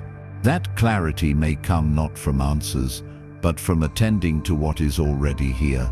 Now, standing near the end of this long and quiet story, we do not need to sum it up. Ancient China does not ask to be concluded. It only asks to be remembered gently, as a rhythm, a presence, a way of being that continues to ripple forward in language, in gestures, in thought. It lives in the tilt of a teacup, in the turning of the year, in the curve of a roofline, or the cadence of a proverb, in the shared silence between generations. And as we prepare to take the final few steps, we carry with us not just knowledge, but a new way of seeing, a slower gaze, a deeper breath, and a sense that the past is not behind us, but beneath us, quietly holding our feet as we walk. One chapter remains, a soft closing, not to say goodbye, but simply to bow and leave space for the stillness to speak. And so we arrive, not at an ending, but at a resting place, a quiet curve in the path where footsteps slow and thoughts begin to dissolve into stillness. The voices of the past, which have softly accompanied us for so many hours, now step back into the mist, not gone, but content to be quiet once again. We have wandered through time, hand in hand with emperors and farmers, sages and servants, poets and potters. We have sat by mountain streams and within palace halls, walked through market stalls and moonlit gardens, listened to crickets, calligraphy, and the hush of temple bells. But now there is no more to visit, no more to unfold, only breath, only presence. In ancient China, it was said that the Tao, the way, could not be forced or captured. It could only be followed softly, like mist across water or a breeze through bamboo. And so we follow it now into stillness, letting all we've seen and heard drift gently into the background, like ink fading into silk. There is nothing to hold, nothing to remember. What matters has already become part of you. Close your eyes, if they are not already closed. Let your body sink deeper into comfort, as if you too are returning to the rhythm of the earth, slow, ancient, and calm. Feel the quiet shapes of everything you've encountered, the carved jade cicada, the sweep of a scholar's brush, the warmth of tea held in both hands.